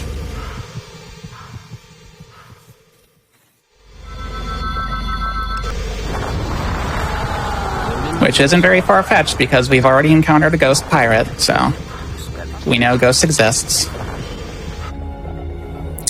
And then in an any percent run, this would be the point where I'd say this is we've been doing barrier skip before it was cool. But unfortunately, because we have so many other like tiny things and detours to make in the screen, we will not be clipping this here barrier. Instead, however, I am going to try and do a summon clip into this windmill hill here right next to me in order to spawn another assassin. And also just cut through the windmill instead of having to go all the way around it and then actually walking up the staircase there to spawn the assassin.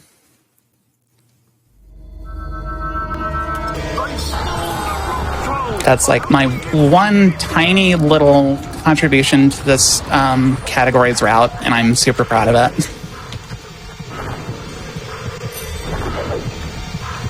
Well, I guess that and not getting slow time for the pub games, but that's... Hurry. I'm just mad like that.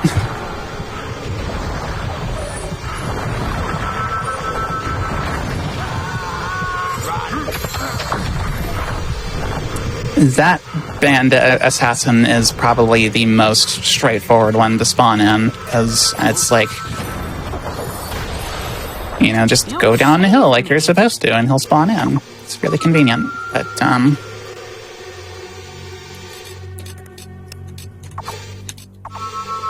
gonna be using a quick little recall strat here. But yes, we rescued the archaeologist there because, we know where Mother is. What we don't know is how to get into where she is. So, yeah, the archaeologist knew how to get in there. Other than, like, you know, get arrested and, you know, be put in there, which isn't an option for us for some reason. But, anyway. The entrance that we're going to be using to get into Bargate Prison is, an ancient one through the Litchfield Graveyard.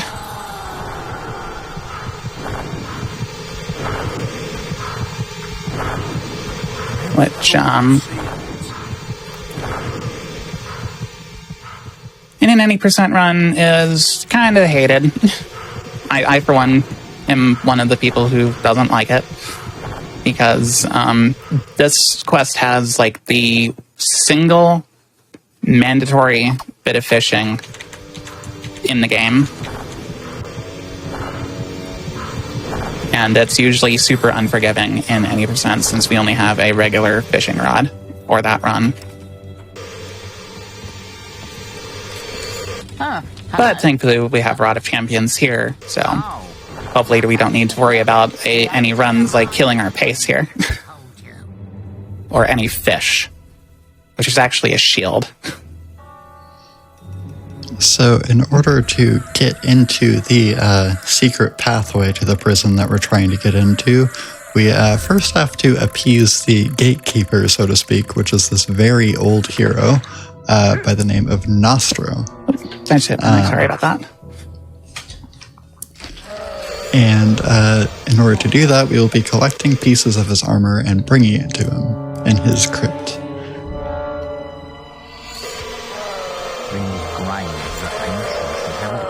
Yes, Nostro's crypt. Up at the top of the hill. And, yeah. Gravekeeper, smashed open Nostro's crypt, so, also found him with all of his armor, his helmet, his sword, and his shield. And, yeah, as he will say, as Untitled just wonderfully put it. We must gather for him, so the path he shall yield. But, yes, this is the mandatory fishing spot of the game. And it does look to be a little bit of a chonker, as one might expect out of a shield. Because I will never understand this portion.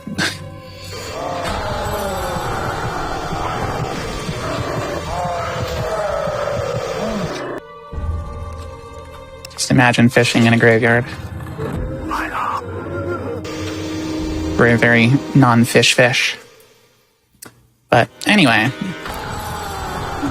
having gotten his effects back to him, we are now able to go through this old graveyard path.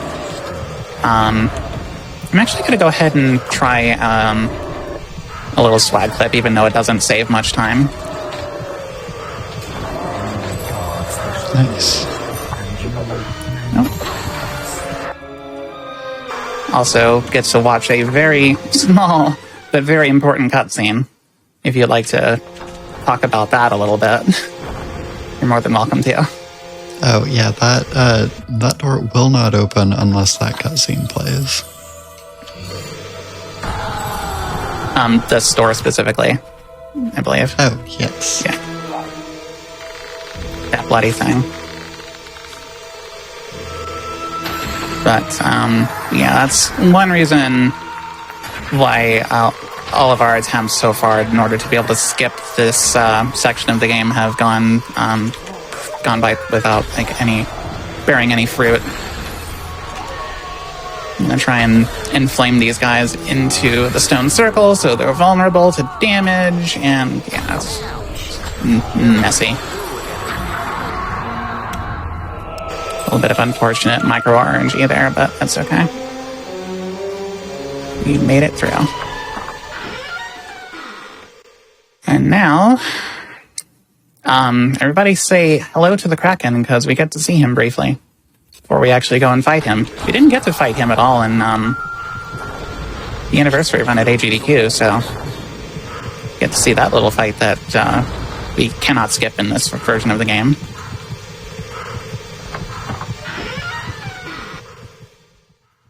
I'm also going to try a little itty-bitty trigger skip here, so bear with me. I just failed it. I don't know what the heck I just rolled up against, but it completely derailed my positioning. But, yeah. This area can be kind of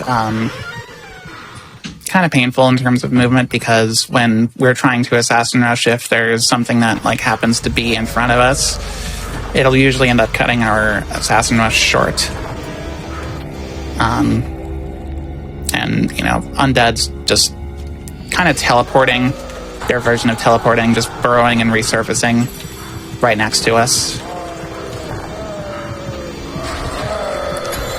is definitely something that can throw off our assassin rush movement. But yeah, while we are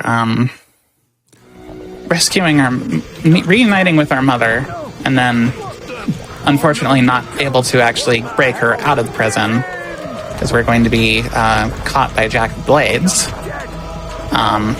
you want to get some more donations in, now's a good time. Absolutely, and my call to hear about y'all's D&D characters has definitely come through. These sound amazing. Ooh. We have $5 from Dread Robot saying, "Chaotic Evil, Alzahar, my necromancer who magic jarred his way into being a green dragon instead of a human." I would love to be a green dragon. That'd be sick. Dang. We also have $5 from Trinity Thatcher saying, "D&D Dono, I play a buff, non-binary dragonkin sorcerer who sits on the neutral good side of things. They're just wandering around looking for a good book to read and gold to buy said books." We also have $5 from Lemon Carrot saying donating to represent Team True Neutral. Thank y'all for your donations. And you know what? For those who don't play D&D, I have a donation question for you. Are you Team Good or Team Evil when given the option in games, just as you have the option in Fable? I'm personally Team Good because being mean gives me major anxiety. Sarah and Wytilda, what would you two choose? Oh, I always go good. When I played this as a kid, I would often play as evil, but I'm good now. I only ever did one evil playthrough in this game, and I didn't feel right afterwards.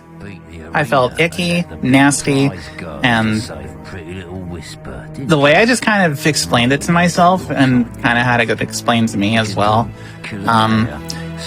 If it felt wrong, I was doing it right. And then I also tried to go through, I did do an evil playthrough of KOTOR, because I played this game a lot originally on the original Xbox. And I also played KOTOR on there as well. But, yeah, I never got around to completing a playthrough of KOTOR 2 as an evil character. So, I just prefer to be a nice person. Books and furniture in there. When given the choice. But, yeah. This is where I'll die, alright. By the way, the whole, prison segment here, it's gonna be that initial bit of dialogue, which, by the way, is the reason, speedruns are optimally run in, a game is run in French. I'm just doing it in English because I would have done it in English anyway for 100% because I just prefer to run Hundo in English. But French saves 34 seconds here in prison because of the fact that the dialogue that goes on is not skippable, but it can be spoken faster. And French is the fastest by 34 seconds, and English is the slowest comparatively, so yeah.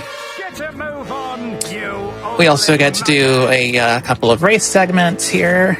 We also get to do a stealth bit where we get to hear the warden recite some of his poetry, which I'll let you be the judge of the quality of it, but yeah. These stone walls cannot still the beating heart of a poet. And, you know, more power to him for that. Bravo. Welcome to the cautionary song of the jailbird.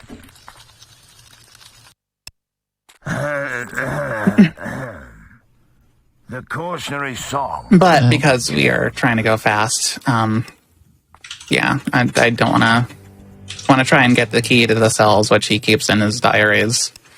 But we are guaranteed to never get said key the very first year that we're here. So, you might have noticed there's a few less of you. Sorry, I knew you were going to say something. I wonder what happened to them. Oh yeah, I was about to say basically the same thing, that contrary to the schoolyard rumors, you can never get the key first year. It's in fact not random. But we've got to get into the warden's office. Yeah, the game is programmed in such a way that you have to spend at least 1 year here in Bargate Prison. Also, it's a good opportunity for hashtag beard facts, because after having spent a year in prison, we are given the youngster style haircut, which is what we had already, but we also have the chin beard, which is not obtainable through any other means, despite what the Prima strategy guides would tell you. It is not in any house in Bowerstone South, nor is it anywhere else in the game. It is only accessible through natural game progression here in just spending 1 year in Bargate Prison.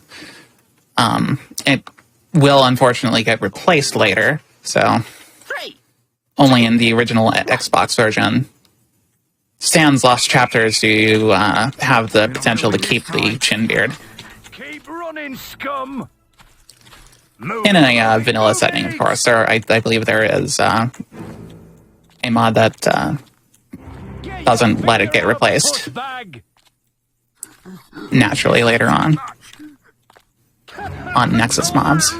You get your finger out, puss bag! Move it, move it, move it! That way! You useless! Move it, move it, move it! We have time for another couple donations if you'd like to get some in. Absolutely. We have $10 from Never Knows Best saying, is Team Do One Good Playthrough and One Evil Playthrough a thing? Because that's me. That's valid too. Yeah, that sounds extremely valid. We also have a $100 donation from WT Dilio with no comment. Thank you so much for that donation. As a reminder, all of your donations today are going towards our milestone of Peggle Nights, which is our bonus game for later this evening. We are currently at $46,487 out of $60,000. So your donations will go towards that bonus game. So make sure to get them in with !donate in chat or go to gamesdonequick.com/donate. Absolutely. So we've just gotten our belongings back, which includes our magic. Don't ask. I would like to know too, but don't ask. And now we can actually legitimately, truly escape Bargay Prison for realsies. Let's go. No cap.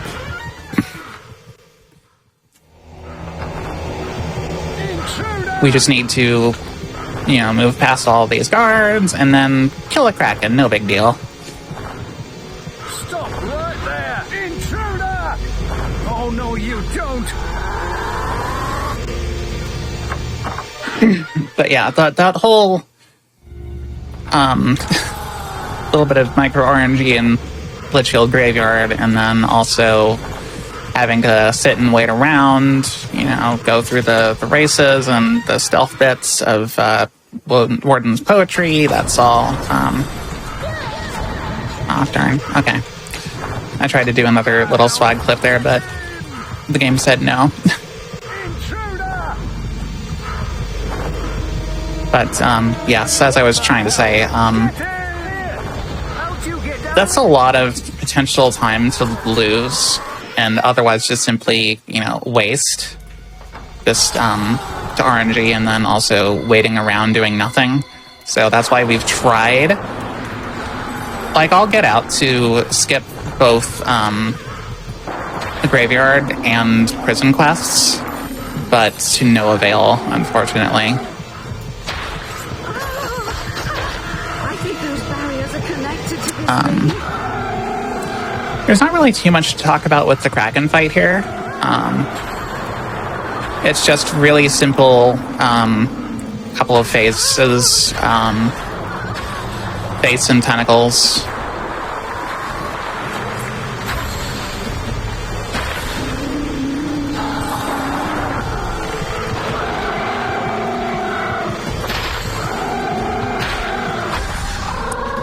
I didn't fully charge that last shot. That's okay.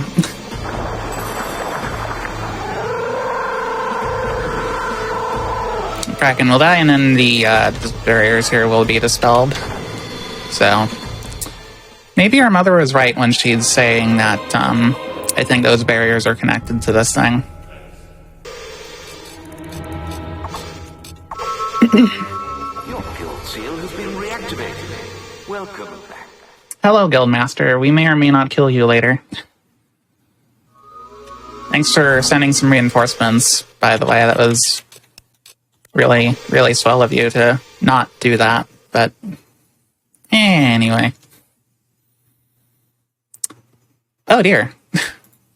That's unfortunate. Oh, no. Well, we do call this game Stable Fable for a couple of reasons. That is one of them. At the very least, that could have happened at a far worse time. considering we were able to... hold on, I need to adjust my... There we go. Okay.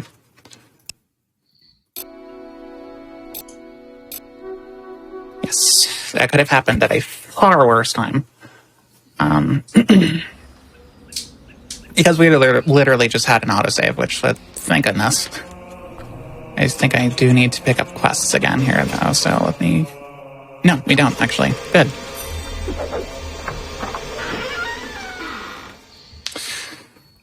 Thank you for crashing politely, Fable. Yeah, for real. But, yeah, that little crash done and out of the way. Hashtag marathon luck. Yeah, now our next quest here is pretty straightforward. It's called Bounty Hunt, but I think it's more of... I don't know if that name is like exactly the most accurate thing, considering all it is just like a rescue hostage situation, but I guess these guys have a bounty on them. I don't know. Oh. I'm tempting the crashing gods by trying to use lightning there like that at a very, very bad angle. Oh, goodness.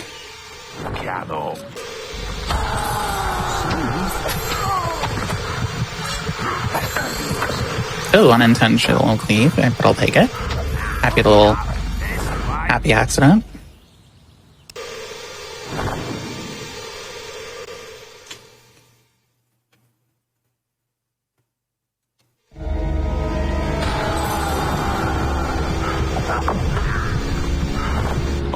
Not that you... I didn't need to use that berserk, but that's okay.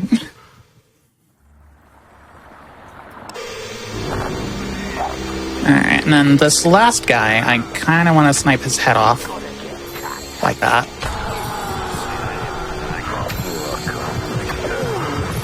Oh yeah, occasionally,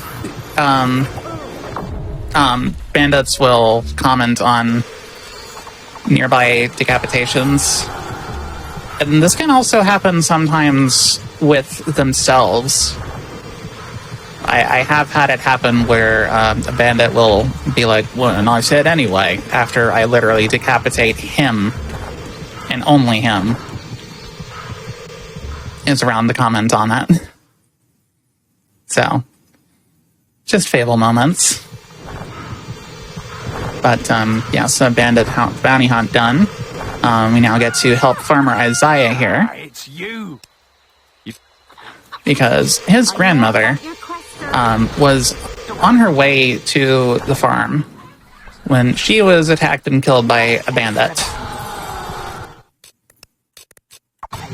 And she had a important family heirloom stolen in the process. So we are going to try to kill the bandit who's killed her and stole her heirloom so we can return it to to its rightful owner.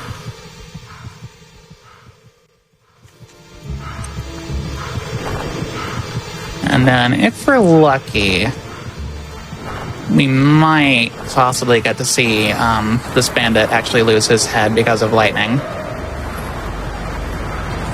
Looks like he did.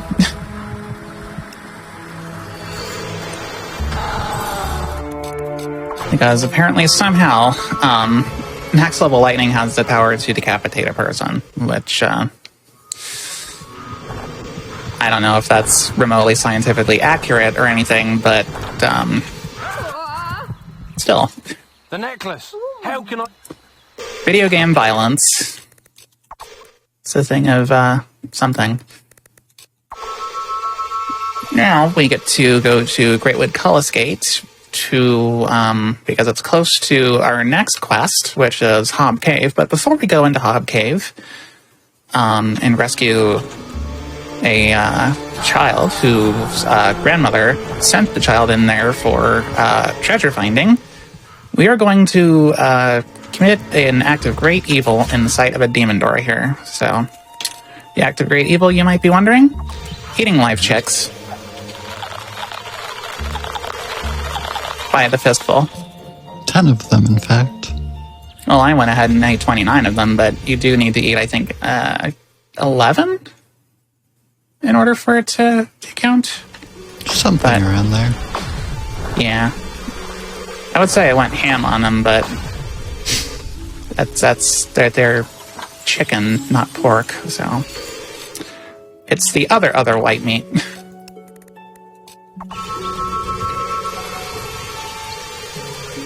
It's the bones that make them crunchy. That is literally what the flavor text, and that is not a pun. That is not an intended pun. That is literally what the flavor text says. It's the bones that make them crunchy. So.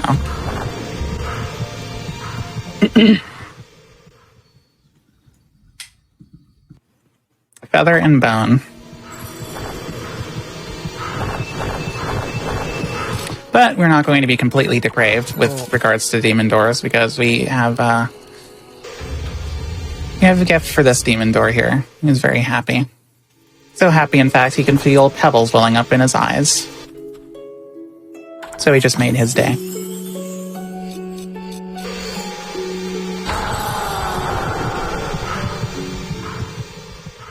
We also got a pretty snazzy right wheel user robe outfit.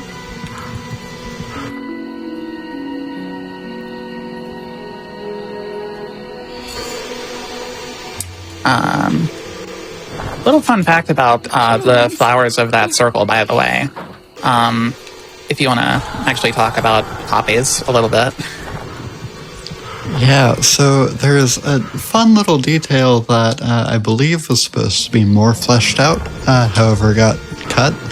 And that's that different types of foliage have what's called cover value. And that is actually to assist with the underrated and underutilized game mechanic of stealth. Unfortunately, cover value got cut from most things except for poppies. So when you crouch or you do your sneak animation in poppies, there's the special, even more crouched position the hero will get in. And this makes it so that it's harder for enemies to see you.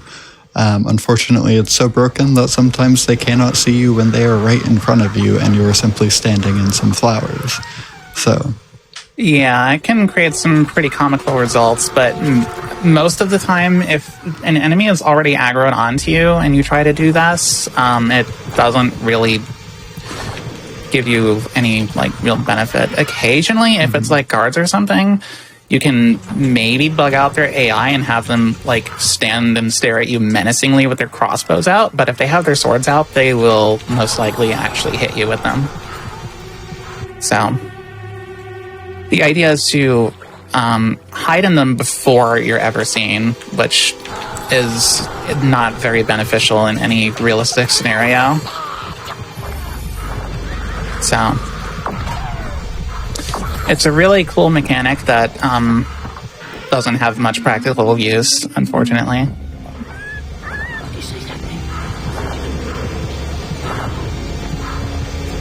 Do you mind if I jump in here with some donations? Not at all. Go right ahead, please. We have $5 from Lost in My Universe with less than 3. Less than 3 to you too, Lost in My Universe. And actually, speaking of less than 3, can we get a less than 3 donation train going?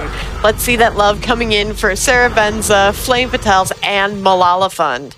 You can also put your $5 donation towards our bid war for our current run of Fable, The Lost Chapters, deciding whether we spare or defeat the Guildmaster.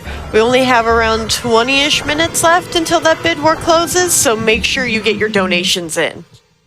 Wait, you're not going to leave me with her? Goodness, I just got all sorts of turned around. Okay. So yeah, that's going to be that's that quest done. We're now going to go to our next silver quest, which is going to be Darkwood Disturbance, in which we will be meeting up with Briar Rose. However, we do have a couple of things to do en route to there. One of which is quickly opening this demon door that needs a combat multiplier of 14. Active, mind you. It's not like, what's your highest combat multiplier? I need to, like, actually see an active 14 or higher multiplier right now.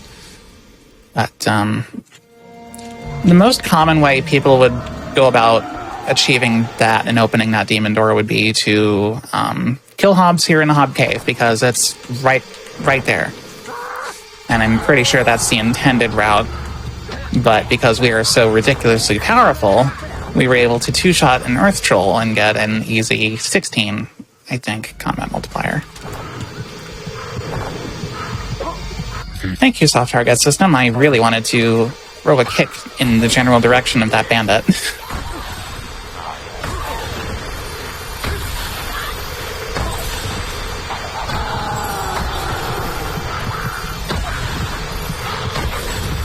And then this demon door just wants us to defeat his guardians, which are just these Hobbs.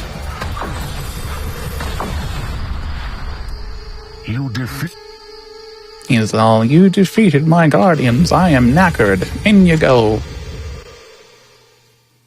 Yeah. In the chest in here, we will find the final outfit that we actually need for another demon door later on.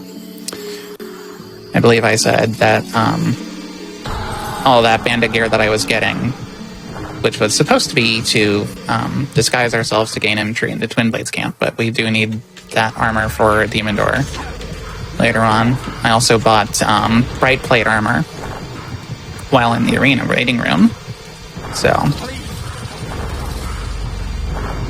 we're going to be seeing the fruit of those goings on later. But for now, we have a very simple quest of protecting Briar here while she performs an incantation to close a portal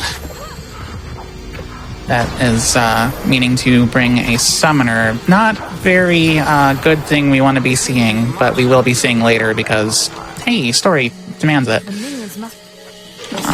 But assuming I can protect Briar here adequately, this is a really easy quest.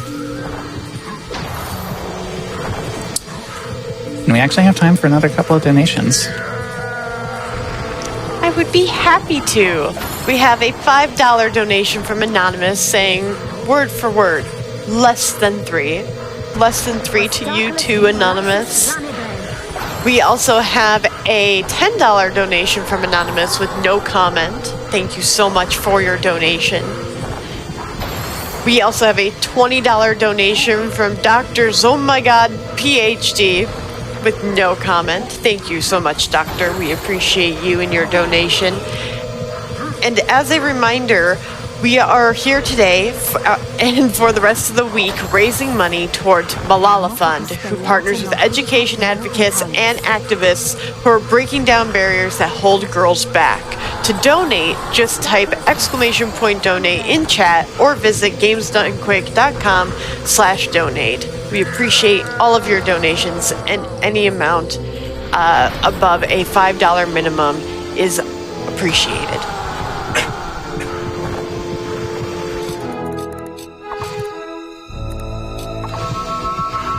Thank you. And now we get to go to a bit of a questionable location, but we're not going to be touching too much on what makes it questionable.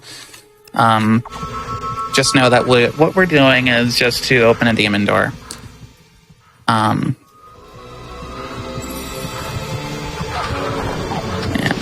along the way, we're going to be opening the silver key chest, which has a legendary crossbow, which actually isn't too bad, you know, if you're into crossbows. I myself am not into crossbows in this game because they're rather slow and very clunky to be using, but anyway. We're going to be having 10 cutscenes here, which we will be skipping.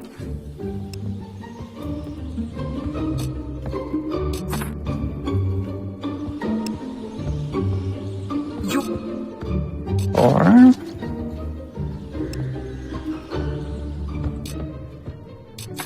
5 And then after, we are going to try and roll ourselves out the window.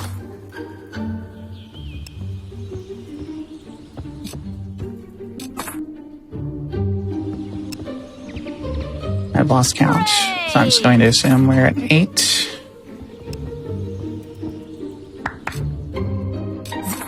9. 10, and then just to be safe, one more for good measure.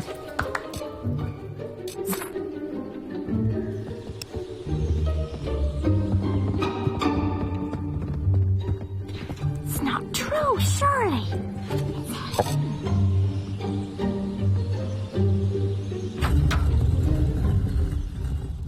And, yeah. Fun fact about this area, it actually houses a pretty unique dig spot that is only accessible during a very specific quest later on, and only during that quest. And it's not, like, even remotely tied to that quest in any meaningful way otherwise. And what it has is completely, like, I would argue pretty superfluous by the time you actually have access to it, which is an experience augmentation. So while you can access that area, like, as soon as you complete Trader Escort, yeah, that augmentation is not accessible, and that doesn't really give you much benefit.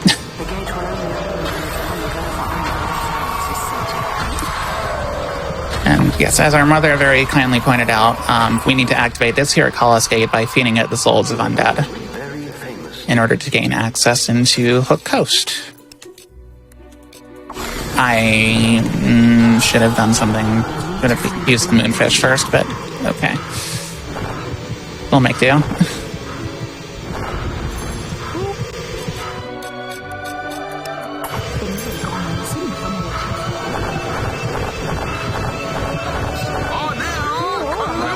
much will you wager? That might mess things up a little bit, but we'll see. I need to win this pub game with 30 points or more. All of these villagers are scared because I'm berserked. But I like to just play it off as live audience reaction to a speedrunner playing pub games. Because pub games are kind of scary sometimes.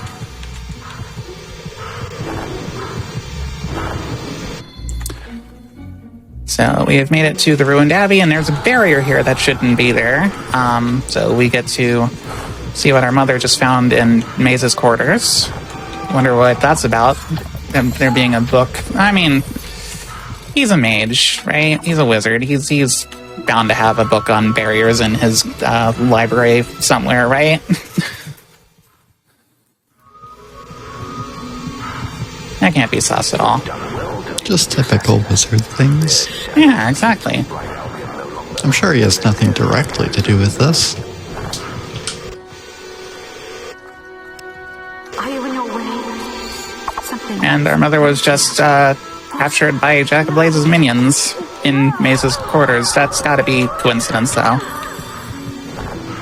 That's gotta be sheer coincidence.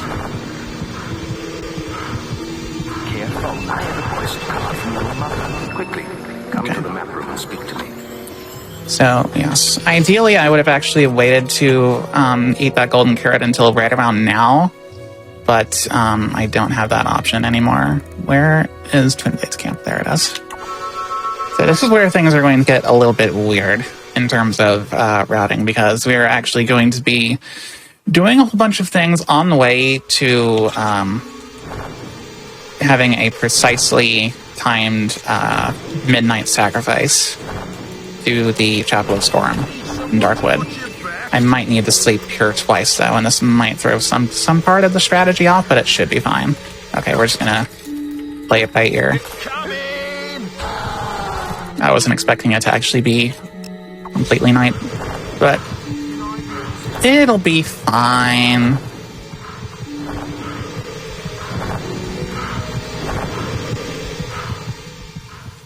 It'll be fine.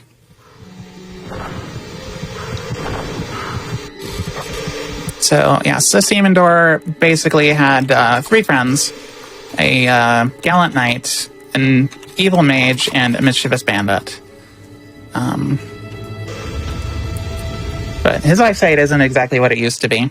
Probably because, as he said, the knight's armor was so bright and shiny, it's what did his eyes in. And so we're just needing to dress as those three people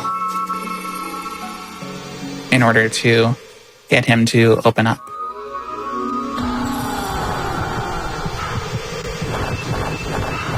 And now we get to actually investigate Lady Grey. Amanda. First meeting up with Amanda Gray's fiance, Rodri, there.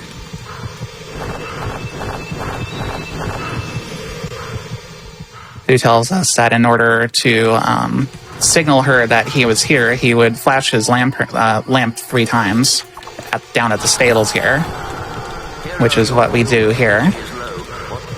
And that coaxes her ghost out of the house and unlocks the cellar for us. Which is where we find her corpse, as well as a chest that has our final Wheelmaster's Elixir, which we will be consuming verily, and a scrawled parchment, which has her final words that says, "My sister is the one who locked me in here."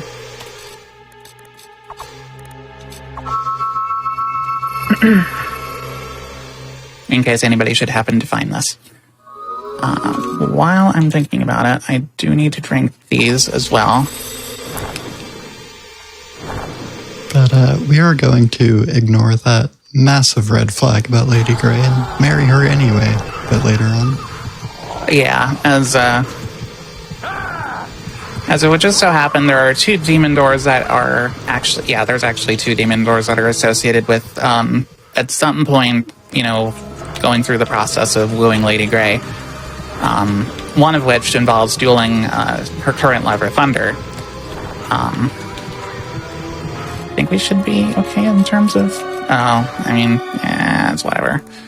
I'm a little bit late. That's fine. Actually need to move the camera over because it's covering up my sundial clock. Remember.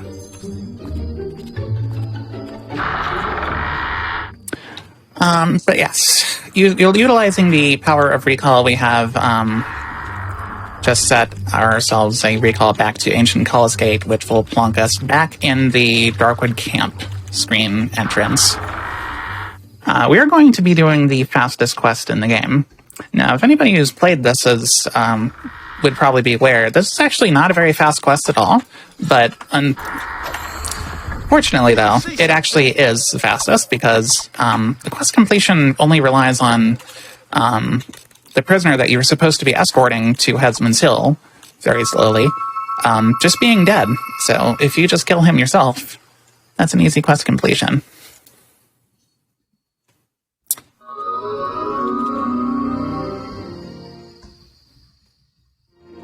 Do you mind if I jump in here with a donation or two? Go right ahead.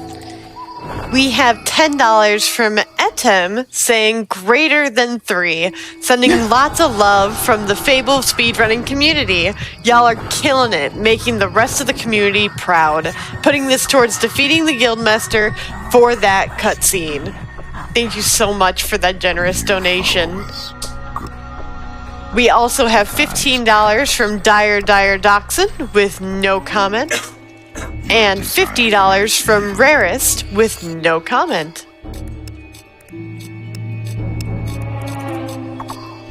Okay. And Thank you all. We've just got a Scorm's bow, and I want to make a massive shout out towards Avithus, who put countless hours into figuring out the best and most efficient and reliable way to get Scorm's bow in these runs. Yes. Far too many hours in researching that gosh darn chapel and how it rewards you for the donations to it. More hours than anybody ever should. Cannot thank her enough.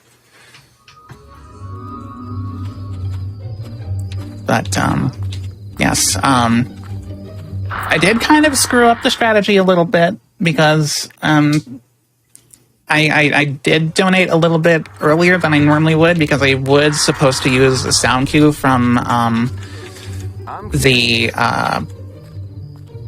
payments towards the bodyguard, because they take payments every minute, which coincides to roughly an hour in terms of game time. And after sleeping, that sets the clock to 9 p.m. And then you have 3 in-game hours to kill, which is what we did. And then you make the sacrifice, so it's like lands on the dot at midnight, basically. And then you'll ideally be given Storm's Bow, because that particular bodyguard has, I think, 900 health. And the rewards are doled out based on the size of your sacrifice, basically. So, the more health your sacrifice had, that's a very lucky cleave, but sure, I'll take it. Why are you... I need to... Okay, good. You're following. No, do not wait. Do not... Okay, good. This escort quest is kind of scary, actually. I'm still not a fan of it, because this person that we're escorting is very squishy. He has like regular villager health, which is like 120, and there's like guards all over the place who want to kill him, and they can very easily do so. And also, if I were to have entered Bowerstone North here without him having the following icon over his head, the quest would have soft locked, and that would have been very sad. But thankfully, we didn't have to worry about that. So I am entering, I'm leaving and re-entering, so I can trigger that cutscene with Thunder right there. So I can go to Litchfield Graveyard and then backwards to Headsman's Hill, so I can duel him.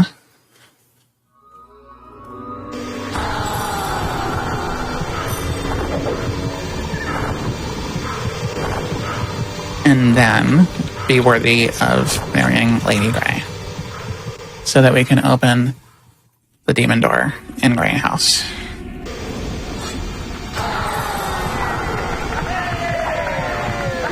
Okay, I swung a little bit too early a couple of times. You'll fight bravely, but... Need you to hold that thought, Thunder. I need to fish up the silver key really quick.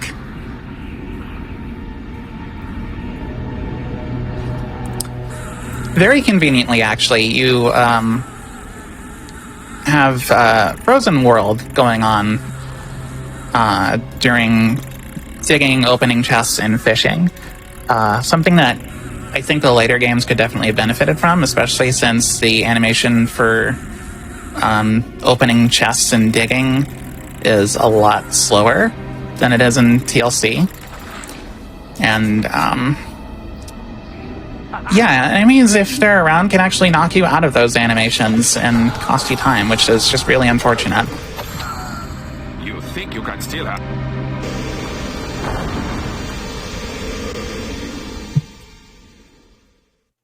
But Thunder is about to go down like a ton of bricks. Whisper chooses her. He's still alive though. For now, we'll be claiming his soul in order to open a gate in order to access the final boss later. But until then, this demon door just wanted to see us defeat another hero in combat, which we have just done. And now we can go back to Bowerstone South to officially wed Lady Grey, which will then give us access to Bowerstone Manor, where we will find another silver key and silver key chest. And then afterwards, it'll be over to the Grey House to fish up yet another silver key, and then open the demon door. And I imagine we probably have some more donations, and now's a good time for them. Absolutely. We actually have a $25 donation from Trainer Anade saying, listen, chat, I need to see Peggle, especially Peggle Nights. All the fun and intensity of Peggle Deluxe with even more silliness thrown in. It's an RNG nightmare, affectionately, of pachinko goodness. So maybe we can get a $5 train started for that Peggle fun? Lesson 3. Thank you so much, Trainer Renate. And yes, we do have that Peggle Nights milestone that we are working towards for this evening as our bonus game. We are currently at $46,572 out of $60,000. So if you get those donations in, all donations go towards that milestone. We can do it. I believe in it. Do you have time for a couple more, if you have any? I'm sure you probably do. I do. We have $25 from Mitomi Dynasty with no comment. Thank you so much for that donation. We also have $25 from 8-Bit Spider Bite, as well as no comment with that. Thank you so much. We also have a $15 donation from Anonymous with no comment. Thank you so much for that, Anonymous. And a $25 donation with no comment from Windslash. Thank y'all so much.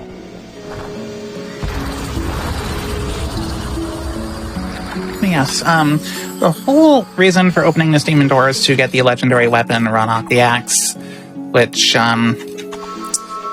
really isn't even all that great for the amount of effort that you have to go through to get it. It's mediocre damage numbers, and then the only notable thing about it is the fact that it has a silver augmentation, but that's not really... It's really not that good. It's rather disappointing. Even if you were to utilize Edom mode in order to kill the demon door and then actually clip into the area behind the door without marrying Lady Grey, that would be still not exactly the most useful weapon to have by that point, considering you also have access to things like the Cutlass Bluetane or even master weapons from the guild just as the shop. So it is a little bit silly. But yes, we have now returned to Hook Coast, and it turns out Mr. Not a Traitor Maze was in fact a traitor all along, so we have to deal with that.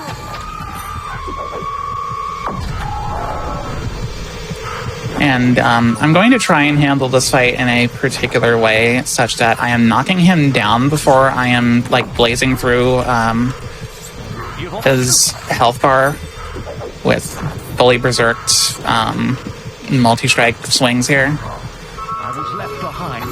And that lets us effectively skip a couple of phases, but most notably the one where he is up in the lighthouse, which he does teleport to all the locations for, but it's like the game realizes, oh, wait a minute, I have this health. I should be down here now. So instead of having to either go up the lighthouse or coax him down from the top of it, we can just have him teleport right down in front of that marital home. That's for sale. And now the world is ending, and we're going to try, emphasis on the word try, to stop Jack of Blades from causing the world to end. And in the process, we are going to be digging up our hidden treasure, which is, of all things, a frying pan, but not exactly the most useless of frying pans that you would expect in a fantasy game. It actually has a pretty unique property when you find it with all of the treasure clues. Excuse me.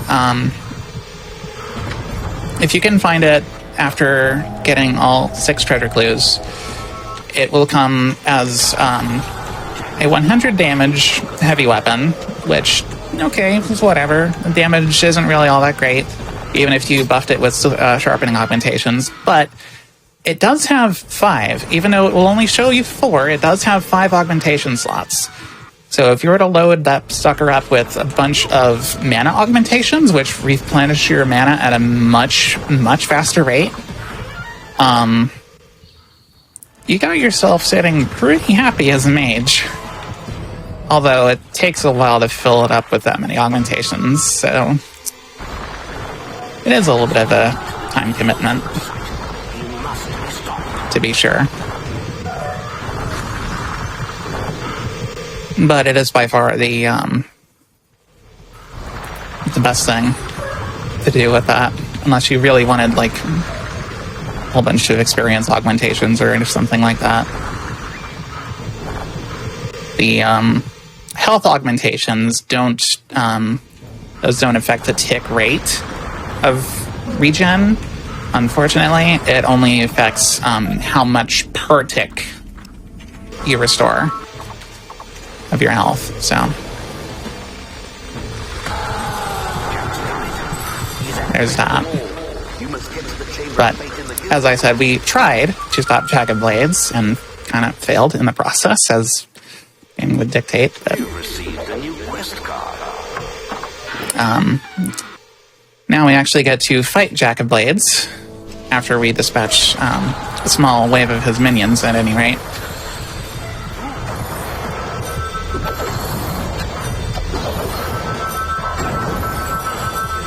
Do you mind if I hop in here real quick? Go right ahead. So we have $25 from Fly on Wall saying less than 3. Thank you so much, Fly. We also have $25 from Fiera saying good luck, runners. And a quick update. So we're actually looking at the bid war that's coming up for Fable to defeat or spare the Guildmaster.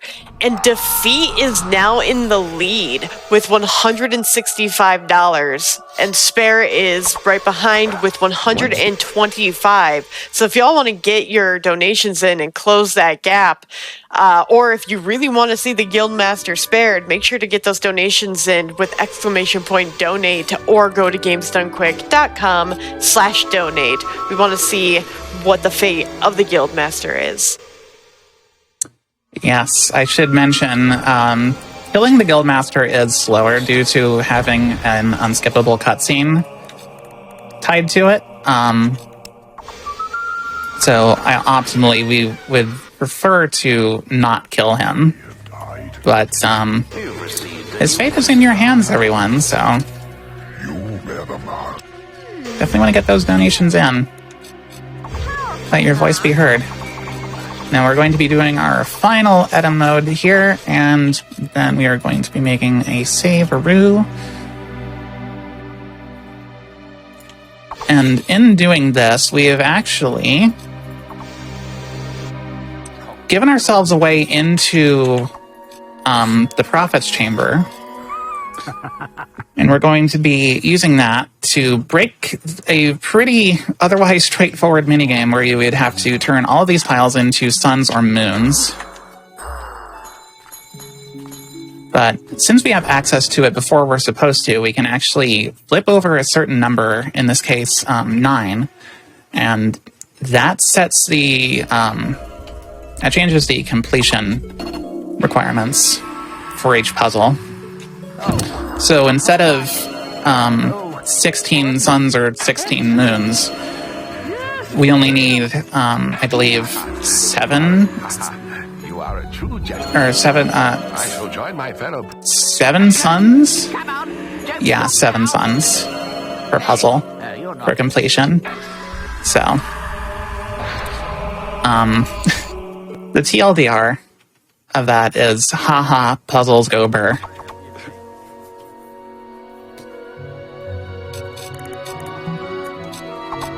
Get a snazzy fiery orb that we get to place in the Hook Coast Lighthouse in order to summon the Ship of the Drowned, because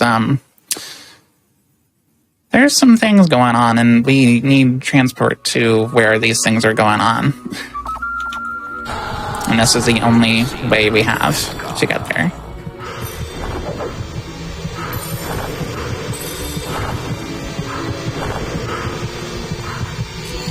grab that silver key out of that little cabinet there. And we're going to painstakingly roll up this lighthouse, which is not an easy thing to try and do. I don't recommend trying it IRL, but sadly in a video game, it's faster to do it. Definitely one of the more awkward bits of rolling in this run. And that's a summoner, and they have a lot of health, believe it or not. If the tokenus... Hold on, I need to alt-tab really quick. There we go. So, that was a little instance of what we in the community like to call Palpatine glitch. I'll let you figure out why that is on your own, but yeah, basically I just had an input get stuck on me, which is just inconvenient.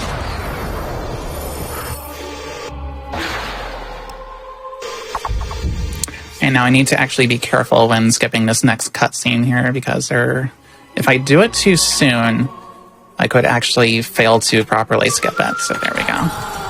You've received a new quest card. And now I'm going to very carefully aim roughly at that tree in order to actually shoot that ice troll here, which triggers a cutscene, which has me teleported right up here, so it just saves a little bit of time with movement. And now I'm going to have to wait for this troll to actually go through a barrage of punches on the ground in order to actually have him become damageable again. And this is something I kind of haven't really spoken much about, because a lot of enemies in the game actually have this property of their like health phases and stuff, or phases that are determined by health levels, and yeah, it's weird. That's why, like, if you remember back all the way when I was killing the Wasp Queen, for instance, that's why I kind of waited for her to spawn in more wasps before I started damaging her again. And it's kind of a similar thing with just about every other notable boss fight in the game as well. They all have these different phases that are just separated by health. And they need to perform an animation or series of animations in order for it to, like, actually transition to the next phase.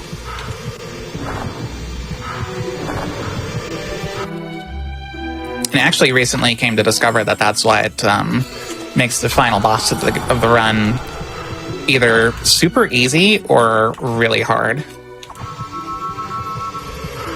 Because you actually need to damage them on that very first phase as quick as possible, so you can actually skip like health barriers and stuff. It's pretty neat. I won't say needlessly complicated, actually. It's just like specific, I guess.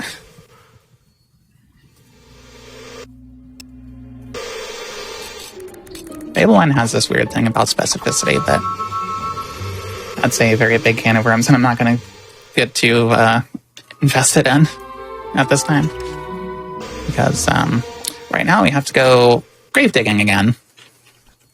You want to talk about what we're digging for? Yeah, so we're digging for these little tablets that allow us to do the YMCA. Literally just expressions that allow us to form the shapes Y, M, C, and A. And story-wise, this is what allows us to talk to the Oracle in Snowspire.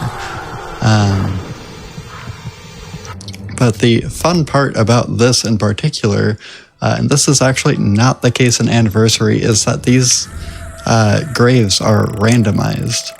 So normally, and this is more important in an any percent run, but in a 100% run, we're doing a bit of extra stuff to where we don't really care about the replacement as much. But yeah, the placement for these can really make or break this segment a bit. So we're hoping to get 3 graves as early as possible in this map. That doesn't look like... I'm just going to check them anyway, just to be on the safe side. It doesn't look like there were any green markers to indicate that there were any potential graves over here, but that's okay. So it's looking like kind of mediocre RNG as far as... oh, there we go. There's the last one, actually. That's convenient. Do you mind Yeah. if I hop in here real quick? 1 second, and I will go ahead and let you do that. Sure. The good news, as far as like the randomization goes, is the fact that at least the contents and the names of the graves are actually consistent with each other. So we do have that saving grace going for us. Go ahead. So we have $25 from Alien Crustacean saying less than 3. And we have a $10 donation from Hellraiser saying the Guildmaster must perish. And I'm looking at the bid war, and we have caught up quite a bit. So right now, between defeat or spare the Guildmaster, defeat is winning by only $15 at $165, and spare is at $150. So 165 versus 150. That $15 can totally flip this whole bid war. We are coming up on that event for the Guildmaster. So if you want to get your donos in and flip it back to spare, or totally put in more money towards defeat to guarantee that win, we would love to see your donations come in for that. Absolutely. We'd love to see donations come in for other things as well.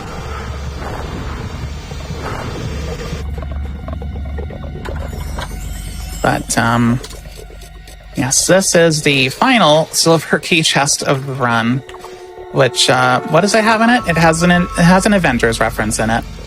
A sword called the Avenger, and 7 gems, one of every variety in the game. Which, fun fact, is actually one of the 3 amethysts that are in the game, and that's really about the really most notable part of that is the fact that it's got that in it. So the weapon itself is pretty mediocre. I think it does like 180 damage. It has a fire and lightning augmentation in it, but it's another case of so much effort for such a little reward. Honestly, the sword that I have on my back right now would be a lot more fitting for that particular chest, but power of hindsight, and you know. So this is our final pub game. Hopefully I do not choke it at the last second here, as I have been known to do every now and then.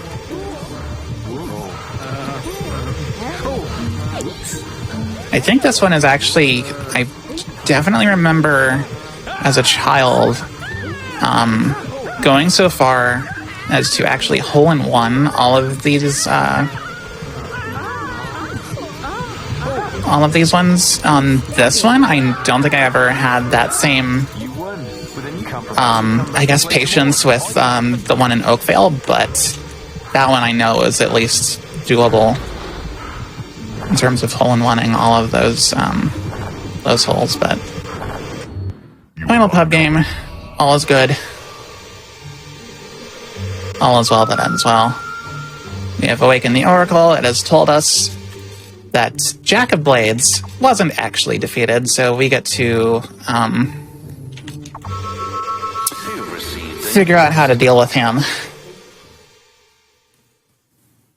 But before that, because it is the current time that it is in the game, I'm going to use that little bit of knowledge of the fact that villagers will go to the tavern at this point, like this time window, in order to go and get some drinks, and, you know, after a nice long day of, I guess, just lifting crates or cleaning their floors. It's about all they do, really. We met up with Briar Rose in the Archon Shrine. She tells us that she's been working on translating the inscriptions on the Archon Shrine, and turns out that in order to open the Bronze Gate, which is where Jack of Blades is currently hiding behind, we need to feed it the souls of 3 heroes, specifically a king of the arena, who we have just slain and taken the soul of in Thunder.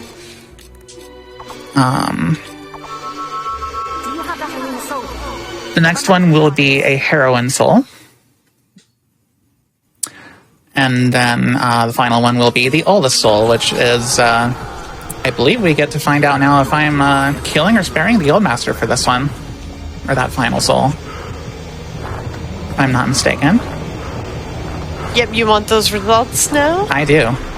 All right, it looks like we are defeating the Guildmaster. It had won by $15 at $165. Thank you very much, everybody, for donating towards that. I did not mean to go into there quite then, but we will see what happens, I guess. Uncharted territory. What's the worst that could happen?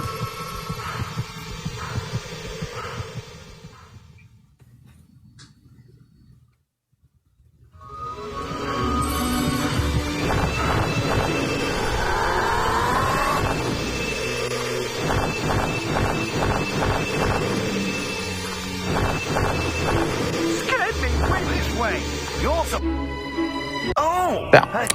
this is the final optional quest of the run. Ransom Victim. Honestly, it's pretty straightforward. We just need to rescue the Knothole Glade Chief's son from this band of bandits. I bet you can scare any monster. And then we also get to get a cutscene that we should have gotten a while ago already, but that's okay. I think we should be fine now. So long as he still has the following icon over his head on the other side of this load screen, we should be fine for the rest of the quest. We are fine. So if we have any more donations for other incentives and the like, or just otherwise. Yeah, for sure. We have a $25 donation from Anonymous with no comment. Thank you so much, Anonymous, for that donation. We have $25 from Kay the Kitsune. I can pronounce correctly, I promise. With no comment. Thank you so much, Kay, for that. We also have a $25 donation from Bobo Luck with no comment. Thank you so much. And just as a reminder, when you send in your donations, you are entered in to win some amazing prizes depending on how much you donate. Things that you can win are a pink Game Boy Zippo lighter, you could win a Celeste Farewell cassette, or some amazing cross-stitch work. There's also a Frame Fatale's dice box. So make sure to get your donations in with !donate in chat or go to gamesdonequick.com/donate. I hope this thing works. Okay. And now we are Well, coming up very close to the end of the run. Got a couple more things that we need to do first, so. As the aforementioned, we do need more souls. So, hopefully Briar complies a little bit here. Her fight is pretty straightforward. We just need to find the real one. Easiest way to do that is just to use Force Push a couple of times, and ideally the clones will be killed by that. Sometimes, though, she can just refuse to. Like this. So I need to look for the real one still holding her sword up like that.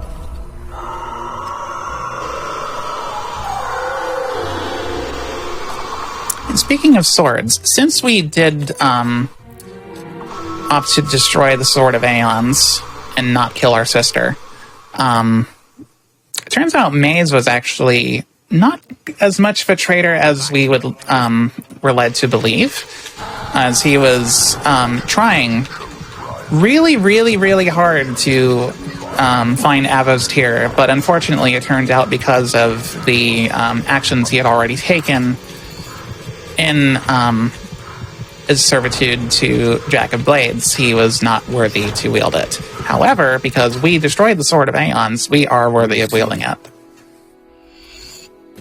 And so, just to double check, we are killing the Guildmaster now, right? Yes, we are Okay. we are defeating the Master. Okay. So, he's holed himself up in the Guildwoods because I guess he understandably is afraid for his life, considering his age and his viability as an oldest soul. So the fight is pretty simple. I just need to actually kill a bunch of guards. And I don't think it's going to go like the most optimally, unfortunately, but things happen, I guess. Yeah. So ideally, I would have gotten hit a bunch more times, which would have increased my physical damage output and allowed me to one-shot all of those guards. But alas, they were not so hostile. Do your worst. I am no defenseless old man. I have powers that you can't begin to...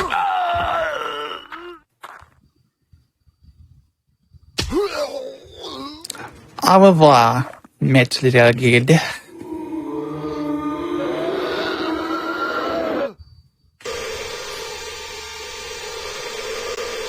The Guildmaster's necessary sacrifice, but now you have the final soul. You must return. So, final soul in hand / in mask. We have now fed it to the Bronze Gate, and we are too late. Come to the Bronze Gate. We have unfinished business. Actually, before we go into there, I want to just make sure, yeah, we have 53 quests completed so far, so this should be a completely valid run. I don't exactly feel like pulling up Cheat Engine and verifying, to skip the credits to verify the run beyond that.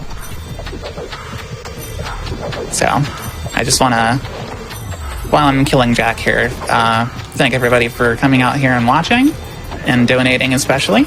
I want to thank wytilda for joining me, for helping with commentary.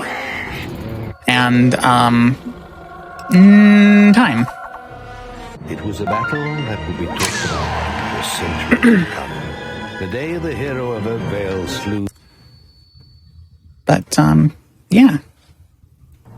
Thank you, everyone, for watching and donating and just being the wonderful people that you are.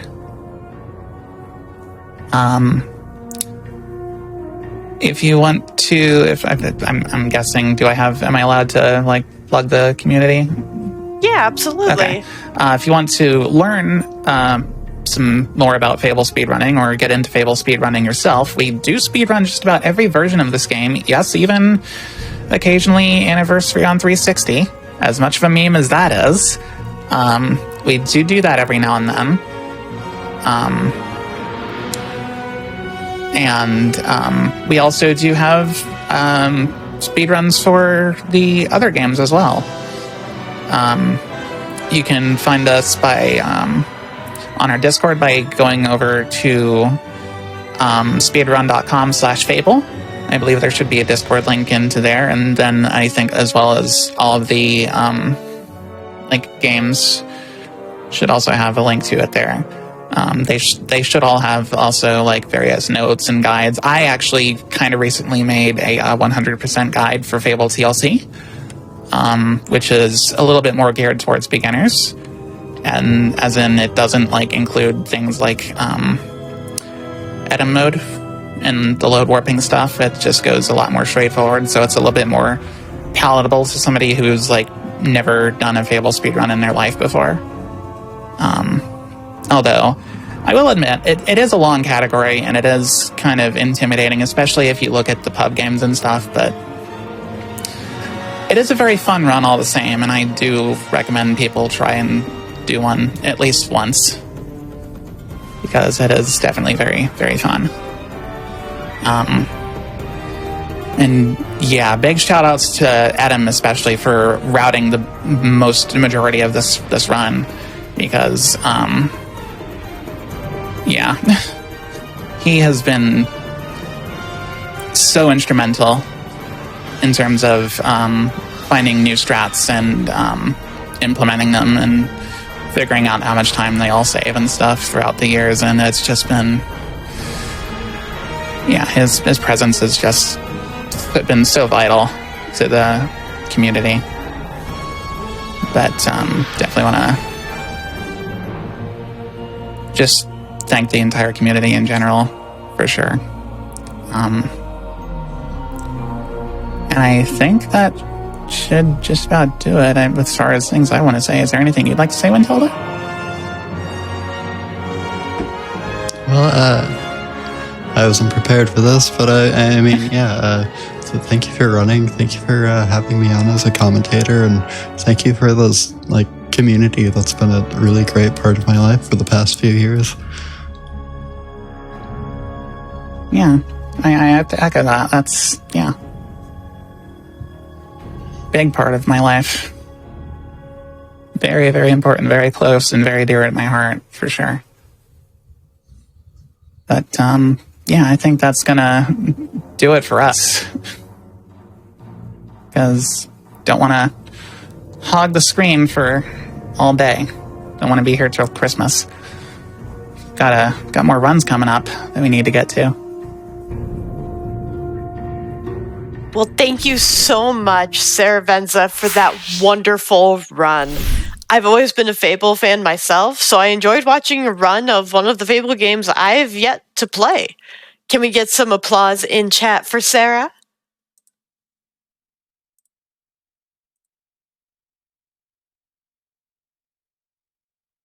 We also have a bid war going on for our next run that is coming up, which is Final Fantasy by Danny383. Where you get to choose the character classes. You have Red Mage, you have Thief, Black Mage, Black Belt, White Mage, and Fighter. So make sure to get your donations in with !donate or go to gamesdonequick.com/donate. And when you put in your donation, to select which one of those classes you would like to see for this Final Fantasy run.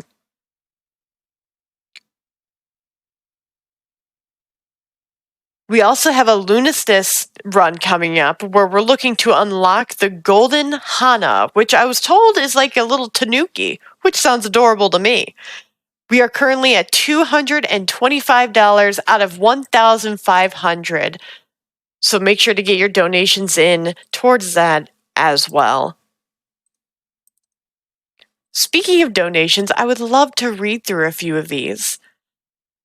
We have a $25 donation from EDL666 saying, I would like that amazing dice box. Yes, please. I love this event. Such a great cause. Less than 3. Well, thank you, EDL. And yes, the Flame Fatale's dice box is a prize available to win if you are to donate towards Malala Fund during this event. We also have $25 from the End Beta with no comment. Thank you so much for that donation. We also have $25 from Lexi Plays Fast with no comment. Thank you so much, Lexi, for your donation. And we have a $200 donation from Cheesy Pie. Thank you so much for that generous donation, Cheesy Pie. We appreciate you and everyone else who donates.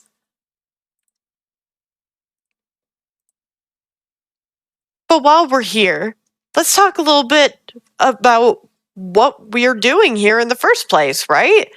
So Flame Fatales is presented by Frame Fatales, an all-women community for those who are interested in speedrunning, charity events, and gaming. In addition to our 2 flagship events, Frost Fatales and Flame Fatales, we have a supportive community Discord with activities year-round, including Game of the Month and randomizer events. If you'd like to join the Frame Fatales Discord server, DM the @FrameFatales Twitter account or the GDQ Instagram account, or send an email to framefatales@gamesdonequick.com. All women, cis, trans, non-binary, and gender non-conforming are welcome in. We are also here this week raising money for Malala Fund. Malala Fund is working for a world where every girl can learn and lead. They believe local educators and activists are best suited to address the problems girls face in their communities. Malala Fund invests in their work and collective power to create change, hold leaders accountable, and give girls the tools they need to advocate for themselves.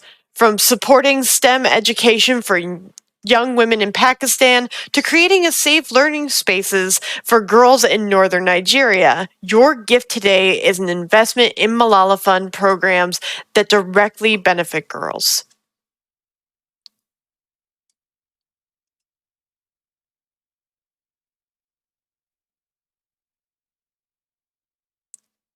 Also, as a reminder of another way to support Malala Fund and Flame Fatales, you can head over to theyeti.com. The Yeti creates amazing merch, apparel, and vinyl for video games and pop culture. And for this event, I have fantastic news. A portion of the purchase price from all items in the Flame Fatales collection will be donated directly to Malala Fund. If you'd like to check out the collection for yourself, head over to www.theyeti.com/flamefatales.